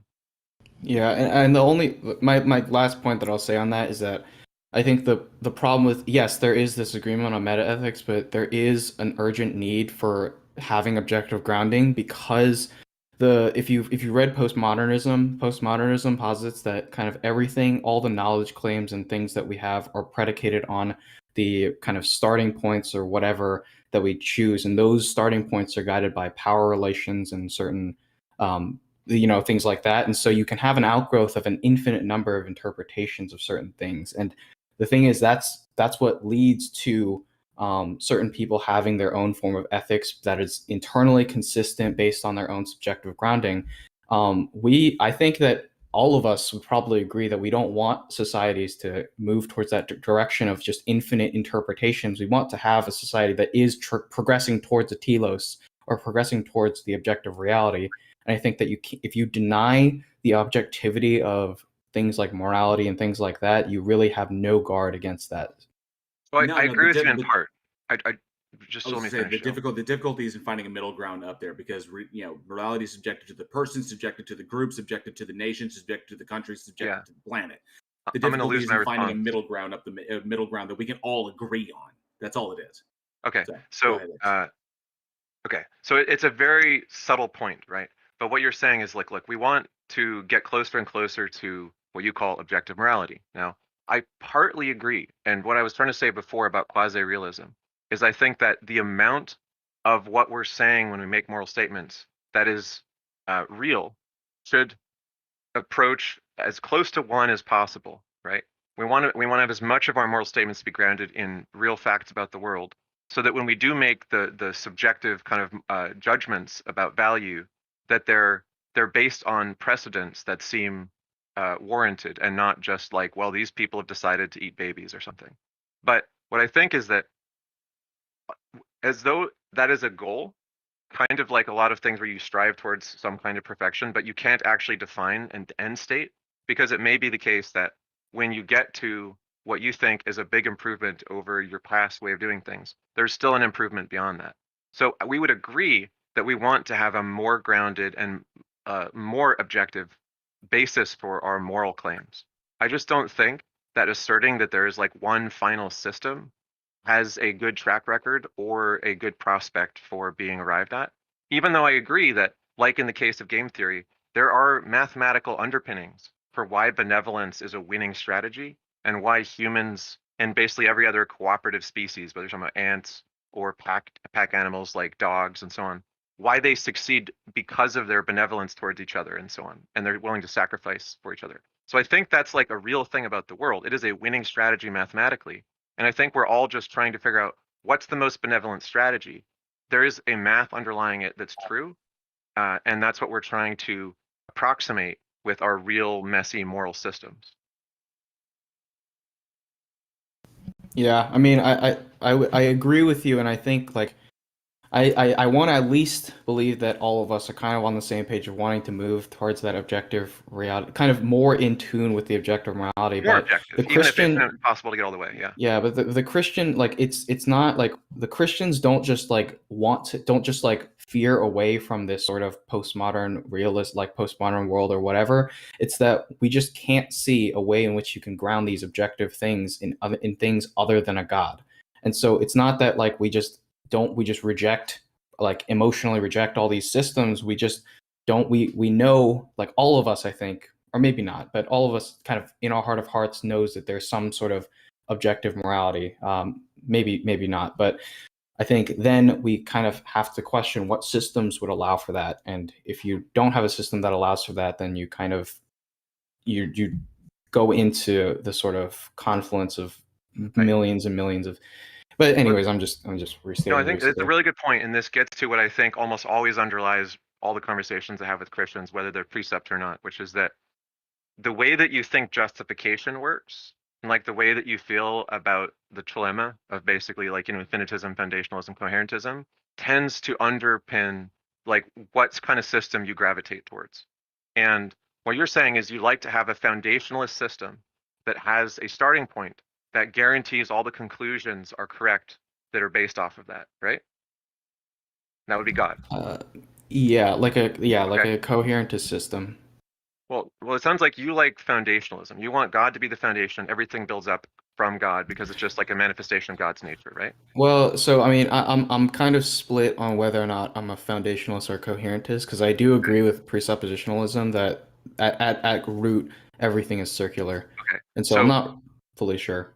okay, I would look at Hack's found-herentism, which is a very simple analogy to look at, which is basically a crossword analogy, right? So, unlike foundationalism, which claims there's one point that guarantees everything after it, or coherentism, which just says there's just a web, or infinitism, which says you just keep asking more questions or something and making more justifications. What found-herentism is saying is you have a crossword. So there are things that deductively rule other things out. Like you can't have a square circle. There are things that contradict, which is similar to like the ideas of Karl Popper and like critical rationalism, where he was basically saying, you know, we can deductively rule certain things out and keep trying to do that and eliminating errors to get closer and closer to approximations of scientific realism or something, right?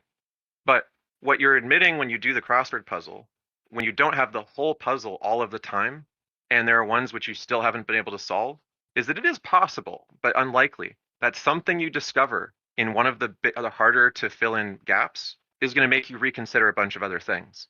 So it's like, instead of starting with I think, therefore I am, or something like that, which I think is only partly right, I can say I think, therefore I probably am, but I could be convinced that I'm not thinking, and that there's something else is but I could work around it and come up with a new picture of reality that would work better. But it would have to not contradict the things that I'm most confident about, and it would have to make allowances for discovering things which might get me to reconsider things I currently believe. Yeah, But that's what the this role of means, faith, though, is that well, every system sure, is always going to have its own uncertainty, and so every yeah, system relies on some form of like leap between Ah, what is currently known and what isn't known. finally, right. finally got to the point that I finally got to I'm the saying point that I all was of us trying to are get to. faith. No, sir. There is a difference between faith and trust, and faith and confidence. Okay, faith is belief without evidence. Trust and confidence are sliding scales based upon the evidence and Yeah, what we have at hand. I trust a particular model because the model has been successful in the past. I will then lose trust in that model if that model begins to not be able to make appropriate predictions. And I will trust another model better if it makes better predictions that are more accurate. And then that model will have my trust. Trust and confidence are not synonymous with faith. And that is a yeah. huge, huge mistake. Okay? Confidence proportion to evidence is different than Yes. just saying I just have no idea, I'm just going to guess, because it feels right or Well, it sounds good. that's not what faith is. It's based off the preponderance of evidence, but recognizing that you can't fully know everything. So the skeptic would like the pure skeptic would not adhere to any sort of system unless it was 100% certain. I think nobody lives like that. Everybody lives off a high confidence, and then the faith takes us to that point where we accept it. No, because I can accept something that's working at 95%, and I will accept the fact that there's a 5% margin for error.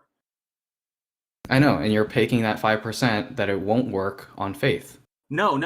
Then I then establish a plan in the event that the 5% occurs and it fails. So I prepare for both. But I have a strong level of confidence because it has been successful in the past. It doesn't mean I don't prepare for the failure. Because if that 5% occurs, then I'm screwed. So I don't predicate anything on faith. I prepare for the eventuality despite my level of confidence. The skeptic says you can't be 100% confident on anything, so you need to prepare for the eventuality or the probability that it may not work out. But there is no 100%. Faith is 100% certain. Your entire position is predicated on the faith that you have that God is defined in the correct way. That's what I was initially trying to get at when I was talking to you previously, is that your entire position is predicated solely on the faith that God has defined himself for you through the Bible in the correct manner. Like you're understanding it correctly, or God is even being honest about itself.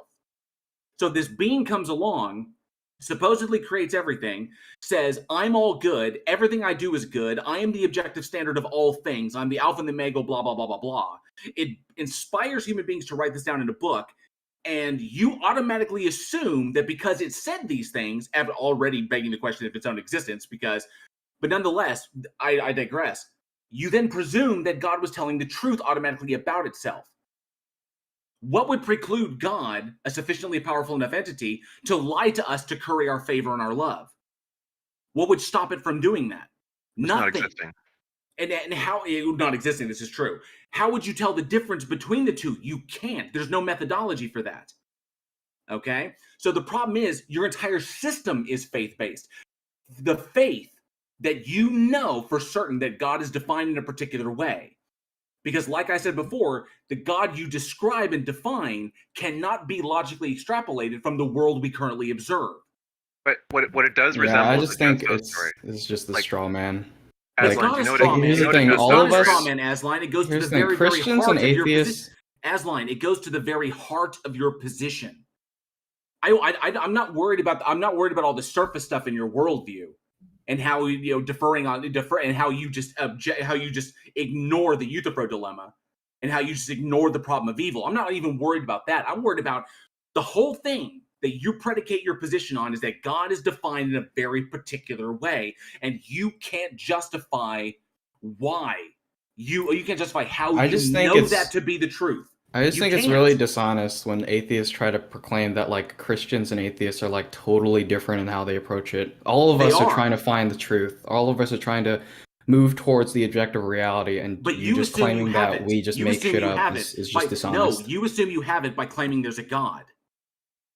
What? No, we all have uncertainty, but we just adhere, like we believe that the evidence points to a God.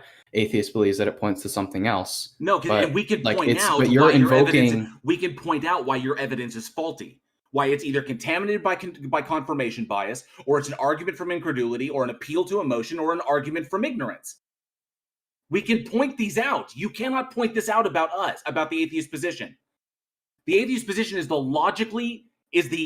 logically honest conclusion based upon the evidence. And it makes no leaps. It accepts that we don't know certain things. It accepts that there are some things that we may never know. And it makes conclusions based upon the evidence at hand by using a methodology that eliminates our bias.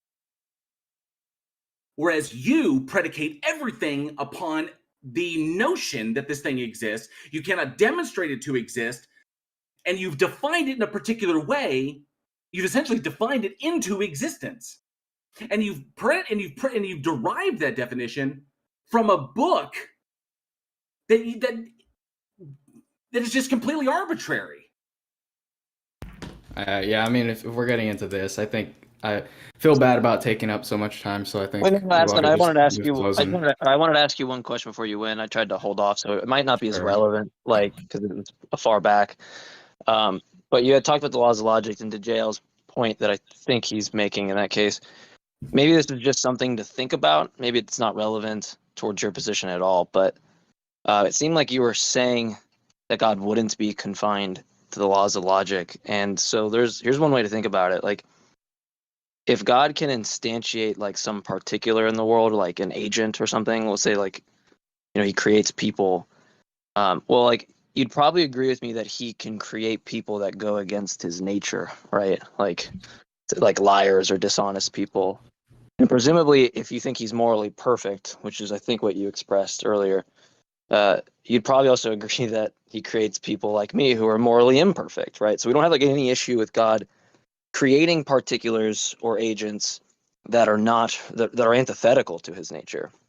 But then we get up to like this one question of like, can God create a one-ended stick or like a squared circle, right?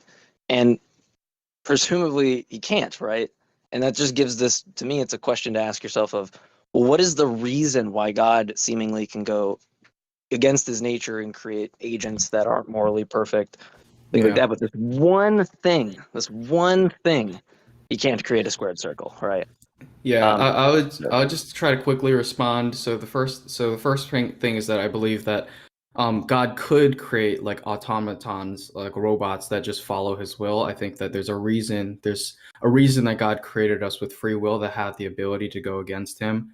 And that's part of divine hiddenness, that we can't know the exact reasons. Well, I'm sorry to interrupt. I'm actually not making a point to that. All I'm making a point is that God can create things, right? He can instantiate and actualize things in the world that are contrary to his nature, right? So it's not a point of why that he does that. I'm granting that he can, and he can have his reasons. The reasons I'm not worried about in this case.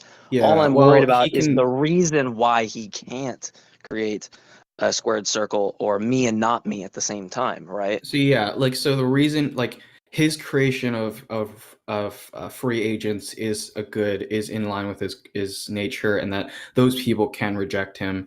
The second point about the squared circle and things like that, I would question what my definition of all powerful is because does all powerful mean that they can do the logically impossible? I don't think it would fit within that framework. So I think that God is all powerful and he doesn't do what's logically inconsistent, but I think that actually makes him more good because, for example, somebody who is good I'm just can asking commit evil is worse than somebody who just can. I'm not asking for like reasons of why he would or wouldn't, because that just presupposes that he could. And so you're just answering the question that he could create a squared circle. And in that case, like, you have a different notion of omnipotence at that point, and that's fine.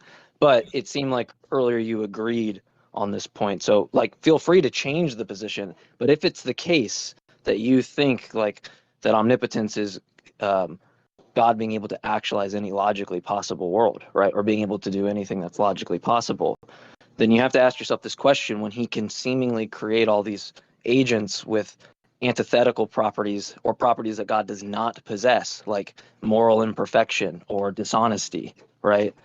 That why it's not the case that he can instantiate like a P and not P, right? Or X and not X, or a squared circle in some particular or some agent in the world. We don't believe that. Just all that seems to do is show that God is he is subject to the laws of logic. He is not over and above them, right? So it seems to me point out pretty obviously to JL's point that he would be confined by that.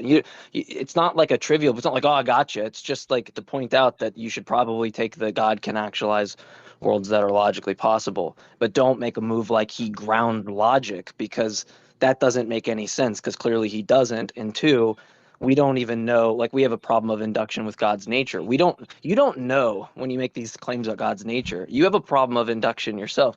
You don't know that God's nature has been revealed to you as X, but in reality it's Y. And you don't know that God couldn't just change his nature to Y tomorrow. And so like these moves hold on real fast. These moves about grounding all this stuff in God in that case, seemingly it doesn't seem to be logical to ground those types of things when you in fact can't ground God's nature being X and it not turning to Y tomorrow, or that it was revealed Y and it was actually X, right? So I'm not really sure what like force your position even does. Yeah, so I'll just try to make two real quick points. First is that I don't believe that God is like, I don't believe in like the conception of God as just like an abstract entity that actualizes all his potentia, and that everything that is produced is necessarily like the fullness of good or anything like that.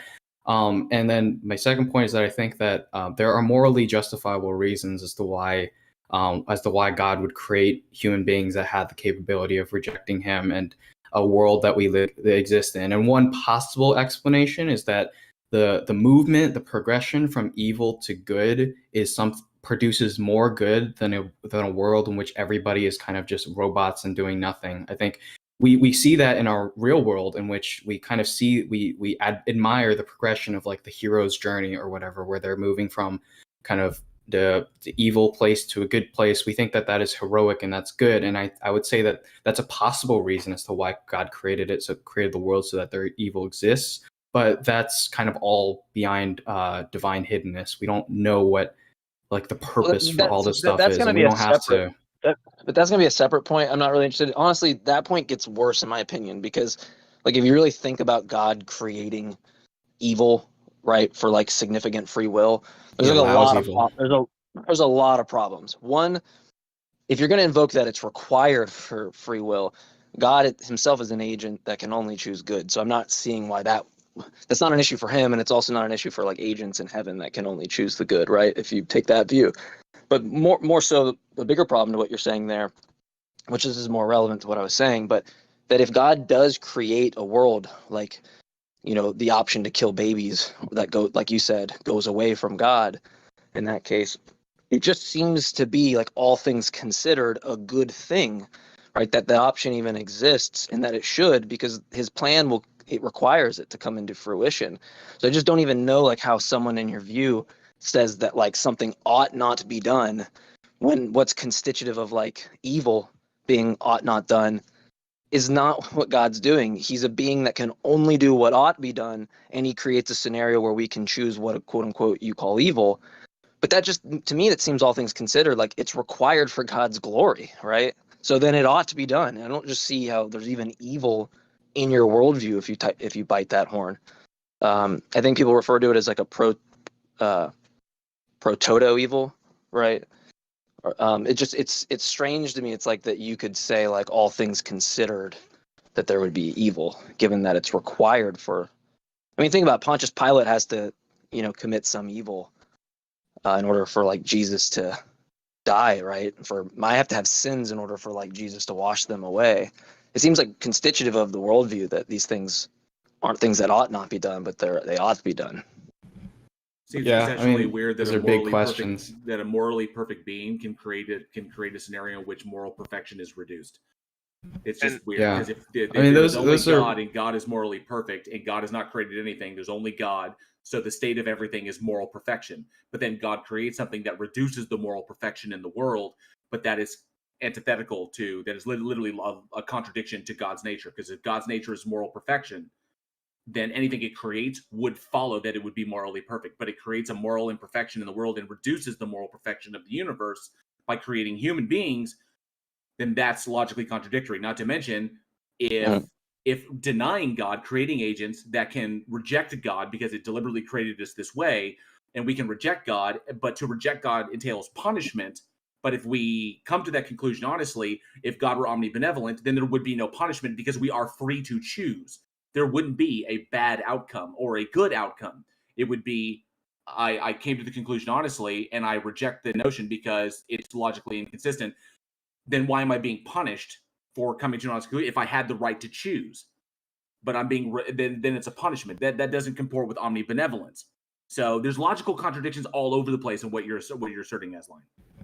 Yeah, I mean, these are all big questions that I think we ought to table. Think of a small question. You can If God is all ask the good, next guy. Well, no, it's fair. I'm just saying, think about this. If God is all good, and maybe you can think of some response to this, right? I mean, it's just a question to ask yourself.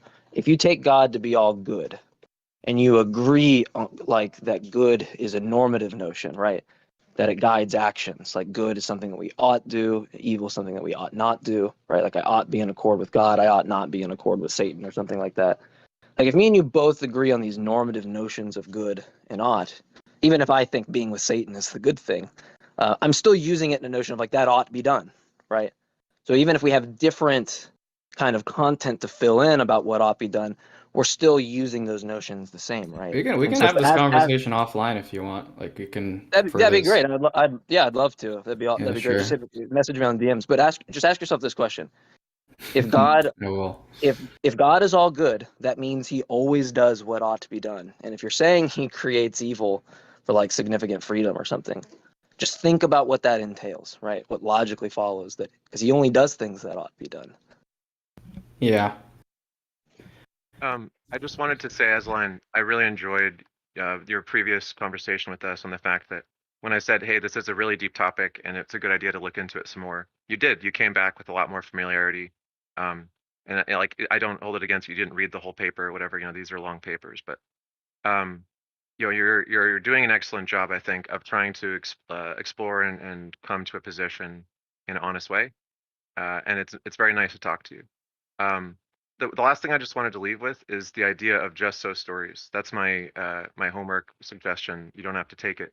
but I posted a link. More to, home. Yeah, sorry. I posted a link No, to you're just good. the stories in the chat.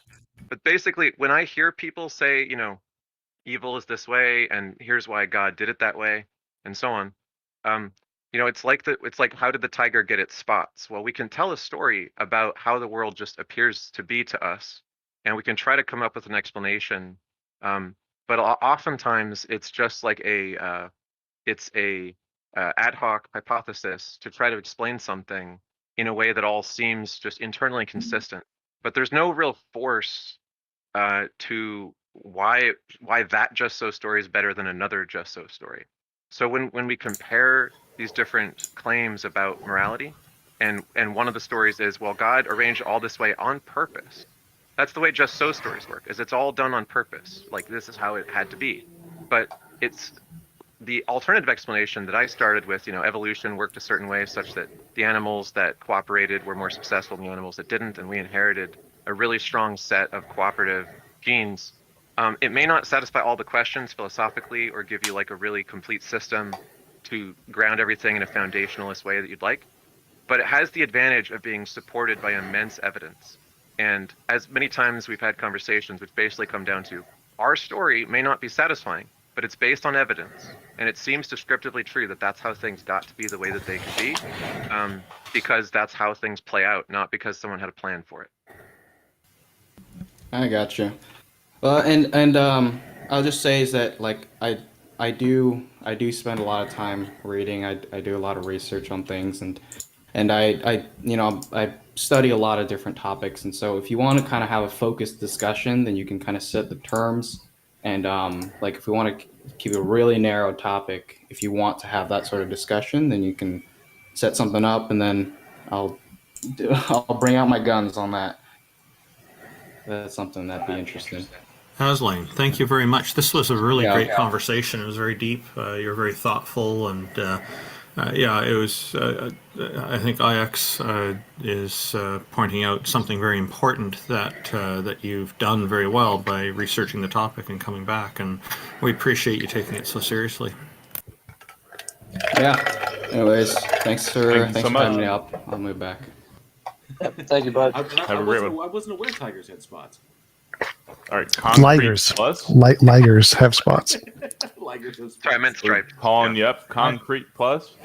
Sorry, my boy over there. I have a question. My boy over there dodging the from swords the of chat. logical entailment like Matrix like Neo in the Matrix. Logical entailment. I have a question from the chat. Jeff, are you awake? Jeff? Yeah, I'm here. Jeff, I've been listening. Maya Atkinson heard some snoring, so people are wondering. It wasn't me. I've been muted this whole time, so Jefferson that was her imagination. Jefferson is like the great Loa. It will speak when necessary. Yeah. And Maya is one of the most loyal people coming to all of our stuff, so I thought it was just appropriate to just ask. I've known her for a while online. She's justifiably concerned. If I'm quiet for a long time, odds are I've dozed off, sober or loaded. So yeah, thank you, Maya Adkisson. Just it's important to mention their names. Concrete Plus. Concrete Plus, welcome back, and we'll give you your time to present your opening statement. Hopefully, you can keep with it in a few minutes for us, and then we'll respond accordingly. Thank you. All right, thank you. Just deal with what Jay Mike was trying to put forward. He made a lot of claims that I don't think is actually borne out by the Christian God. Maybe he was appealing to another God. So I'll just start with that. Jay Mike, were you talking about the Christian God? Which claim? Were you talking about the Christian God when you were just talking to the last guy on stage? Yeah, but what claim specifically? I know what you're talking about. So you were talking about the Christian God? Okay, great. So when does the Christian God create evil? What do you mean? When did he create it? Yeah. When isn't answered. The fact that he did is mentioned in the Bible. All right, Jay Mike, what were you saying? Well, yeah, I didn't know if you wanted some some like source in scripture or something, but I mean that's just going to be debatable on interpretation. So my point is that there wouldn't be evil in the Christian worldview if it ought to be done right for his glory. That's the whole point. There isn't evil. That was the whole point. So the idea that evil, where do you get the idea that evil ought to be done? I'm saying that he's a being that only does what ought to be done, right? And so in that set, or a member in that set is an action to create a world with agents with significant free will to choose against him. And that right there we have an action that God only does things that ought to be done. So it's just constitutive of the set to be something that ought to be done. But it's also So where do you required. make? It's also required for his glory. So there's All like a right. So purpose. the claim that God only does what ought to be done. Where do you get that idea from? I mean, you might not think he is omnibenevolent. In that case, it wouldn't apply to you. We'd like at least. I don't think that's an entailment of omnibenevolence. So where do you get the idea? So is omnibenevolent? You Do you get the think? idea that he does what ought to be done, and he only can do Well, yeah. I mean, what ought to be look, done. hold on. Do you think God is all good? What does that mean? Yeah, he always does what ought. Do you take a normative notion of good? What ought be done? I don't know what that means. Look, either it's normative, and I know what you mean, or you're going to say something like it's descriptive, and I don't know what the fuck you're talking about. So, do you take a normative notion of good, like it's the case that good is going to be like action guiding, right? Like with something we ought to or we ought not to. I don't know anything that you're saying right now. Can you explain? Yeah, I can. Yeah, of course. So like typically when some let's people, start with it's my not the question. case for it's not the case for everybody. I think TJump might have pushed back because I think his view doesn't have normativity in it. But so like what I'm saying is like you can have kind of like two views, right? Either your account is normative or it's not. I don't really know. Like TJump's explained to me his view, so he's actually like elucidated to it. I don't think he knows what But normative if you means. He's don't- asking like, what does normative mean? I've talked. Okay. Oh wow, I've talked to him before. I thought he did. Normative is just going to be like action. Sorry, that's my bad. Sorry. It's just going to be like it's going to be like reference to some standard, right? So, it's going to guide actions towards like what you should do or what you should not do given the goal or whatever X is, right? You're going to have some notion of what array of things that you could possibly do that are going to achieve that goal. And in that case, like you're like achieving that normative standard, so you're in accord with it, and therefore like you ought to do it. But if you're not, sorry, go ahead. So it sounds like you have a sense of good that you understand, and you're superimposing or attributing that to God. No, I actually specifically asked. I'm literally making the distinction. Look, I'm sorry. No, I know, concrete, but you're saying something that's just not true. I'm literally making a distinction and asking, like, if you don't take the normative notion of good there, that's fine. But I need to know what you mean because I don't know what the fuck that means. That's why So I when you say normative, are you appealing to your standard of normative or God's standard? Yeah, well, I'm asking if they agree with that standard. That's the question. It's a question. You don't have to agree. Pull the cord off the bus stop. I don't know why you're refusing to that you have the option. I'm trying to get you to try to communicate this from, like, let's say a theological point of view as opposed to a philosophical point of view. Look, it's just, do you take a normative notion or not? It's just it's a true dichotomy, yes or no. Yeah, so I think this is just a misunderstanding of my question or a misunderstanding of what I'm asking you. Or maybe you don't understand it. That's why I'm trying to like put it in different words. Maybe you can communicate in a different Look, way. I can steel man what your objection is if you want me to. I'm trying to get clarification, and then if I get clarification, then we can move on to objection. So initially, I can steel man what you've said so far, which is why it's prompted the question for me to ask the clarifying, right? Because what your thing is go ahead and tell me what I asked you. Well, yeah, because you were asking. I was talking about God, and your whole concern is that I'm superimposing some notions on him, like the fact that he'd be all good, or that your notion of good is normative, right? I think those are fine. I think those are good concerns to have, and what I'm saying is, I get that. I'm not doing that. I'm actually asking the person, right? Like I could put it in premises, and they could just reject the fucking premise or not. I'm not like forcing them to accept it. So if you're not going to address that, then I don't really have any. There's nothing else to say to you. Are you I trying feel to? like I I've think you're trying to succinctly bow told you out before the you point. even understand. You haven't straw man my question. So just tell me what Straw I man your. You said I haven't straw man your feel, question. man. Don't be a jerk, bro. Just what is my question to you? Go ahead and repeat it. I think you're backpedaling, honestly. Can you just tell me what you think my question is? Yeah, am I superimposing some notion onto God? That was my Like, claim. It wasn't my question, bro. yeah, and I told you why I'm not doing that. And you can either like accept Yeah. that, So or you can just be a douchebag and just be like, put your fingers in your ear and say, "Nah, you're not doing can that." you And like repeat that's my fine. question? You're just being dishonest. If I'm telling you, look, you can pull the cord off the bus stop, you don't have to accept. The argument wouldn't apply to you if you just don't accept those notions. I'm not forcing you to do it. I'm not going to tell you this 2 more times, right? So I'm It's gonna go back really to my easy. It's really question. easy to understand, right? This is So, how like an argument oh works. wow. If I give some argument or I make a claim and you're So like, I "Well, I haven't don't even been think able to get God a is all statement good," out. then it Oh, doesn't apply to you. That's why I would ask the question.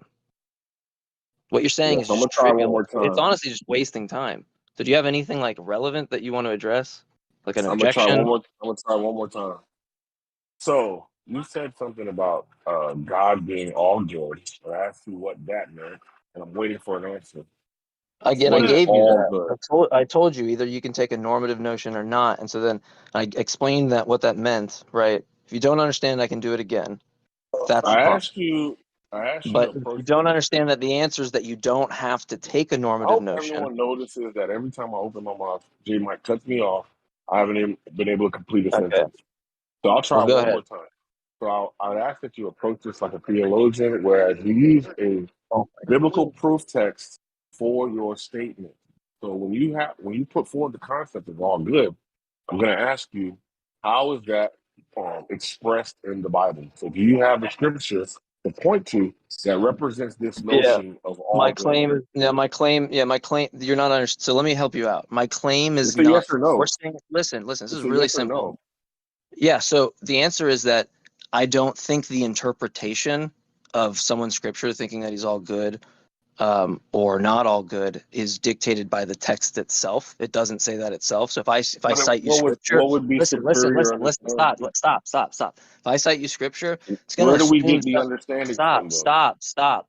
Words do not interpret themselves. Oh my They can gosh, have dude. different meanings, which is why people disagree. So my claim, you're making a false claim that I'm not even making. I'm not just listen really carefully. It's really hard for you to do, and I've noticed that interacting with you, but try really hard right here. I'm not making the claim that a Christian ought to believe that God is all good or not, right? I am not making the claim that they should interpret the text one way or another. In fact, I make an argument that the text can be interpreted in a multitude of ways, which is a further issue for them. The point is to ask them if they accept that premise. And if they don't, the argument doesn't fucking apply to them. Now, I'm done addressing this point unless you have something relevant, because you're just making a trivial mistake. It's really stupid. And if anybody else wants to recapitulate what I'm saying to him or where I go wrong, just go ahead, because this is just not going to work.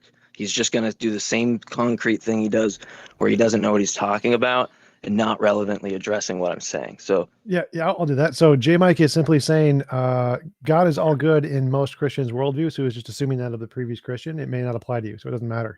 He's not claiming the Bible says Yeah, that. so what I said was you had put forward some premises that weren't borne out in the Bible.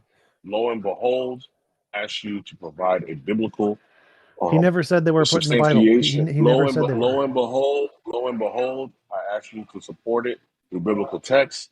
You that's have not my refused to claim. do That's so. not never been my claim. So You're it just just you're not shows, understanding. So and so lo and behold, my other claim that you're superimposing your notion of good on top of God also appears to be borne out because you have, as you said, no scriptural. why are Yep. you just What is why are you just ignoring the fact that I'm saying that's not what I'm doing? Like what, like why are you just ignoring, like literally I'm asking, if I'm asking you a fucking question, did you go to the bank or not go to the bank? Am I telling you that you went to the fucking bank, Concrete? Is that really are you really that stupid? I'm sorry, but are you really that stupid?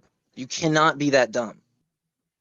Right? If I'm asking you Yeah, a fucking so question, I'm not telling you you went there. right? I'm asking you. I mean, concrete. If you need So, something, again- if you need something biblical, just go Romans 12:2. No, it's not Well, the point. you're Like, talking look, to I Jay can Mike, get not in me, biblical right? things, So the but whole it's not. point. The point is whether it's premises that attack. The point is that it's tension between people that do accept these things. The reason why I cited it to that guy was because there was a whole prior point, right? There was something antecedent to that, which was the fact that he expressed that God was all good, right? And then I even asked if he took some normative notion there or not. I went through that.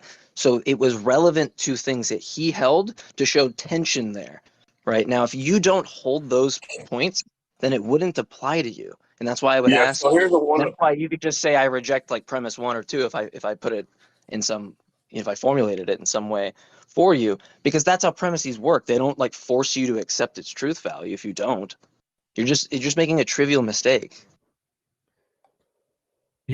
He just fell off. I had a simple question for him. So the topic of the stage is convince us a God exists.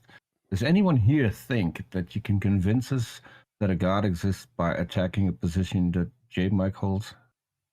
I'm Probably a bit not. confused. No, I would say no. And I mean, I get that Concrete was basically asking a question, and then J. Mike was asking for clarification upon this because he doesn't know if what applies to Asline applies to Concrete, and then Concrete got really upset about that, started going to the Bible or essentially. I think it. Correct me if I'm wrong. Concrete was basically no true Scotsman Asline is what he was doing. Well, I mean, yeah, presumably he comes yeah. from some position where there is like the notion, and so that's probably like a huge hang up. But the problem is like if I give some argument and someone's like, well, I don't think God's all good. Well, like, yay, the argument doesn't apply to you, right? So like I don't know why that's even has to be discussed.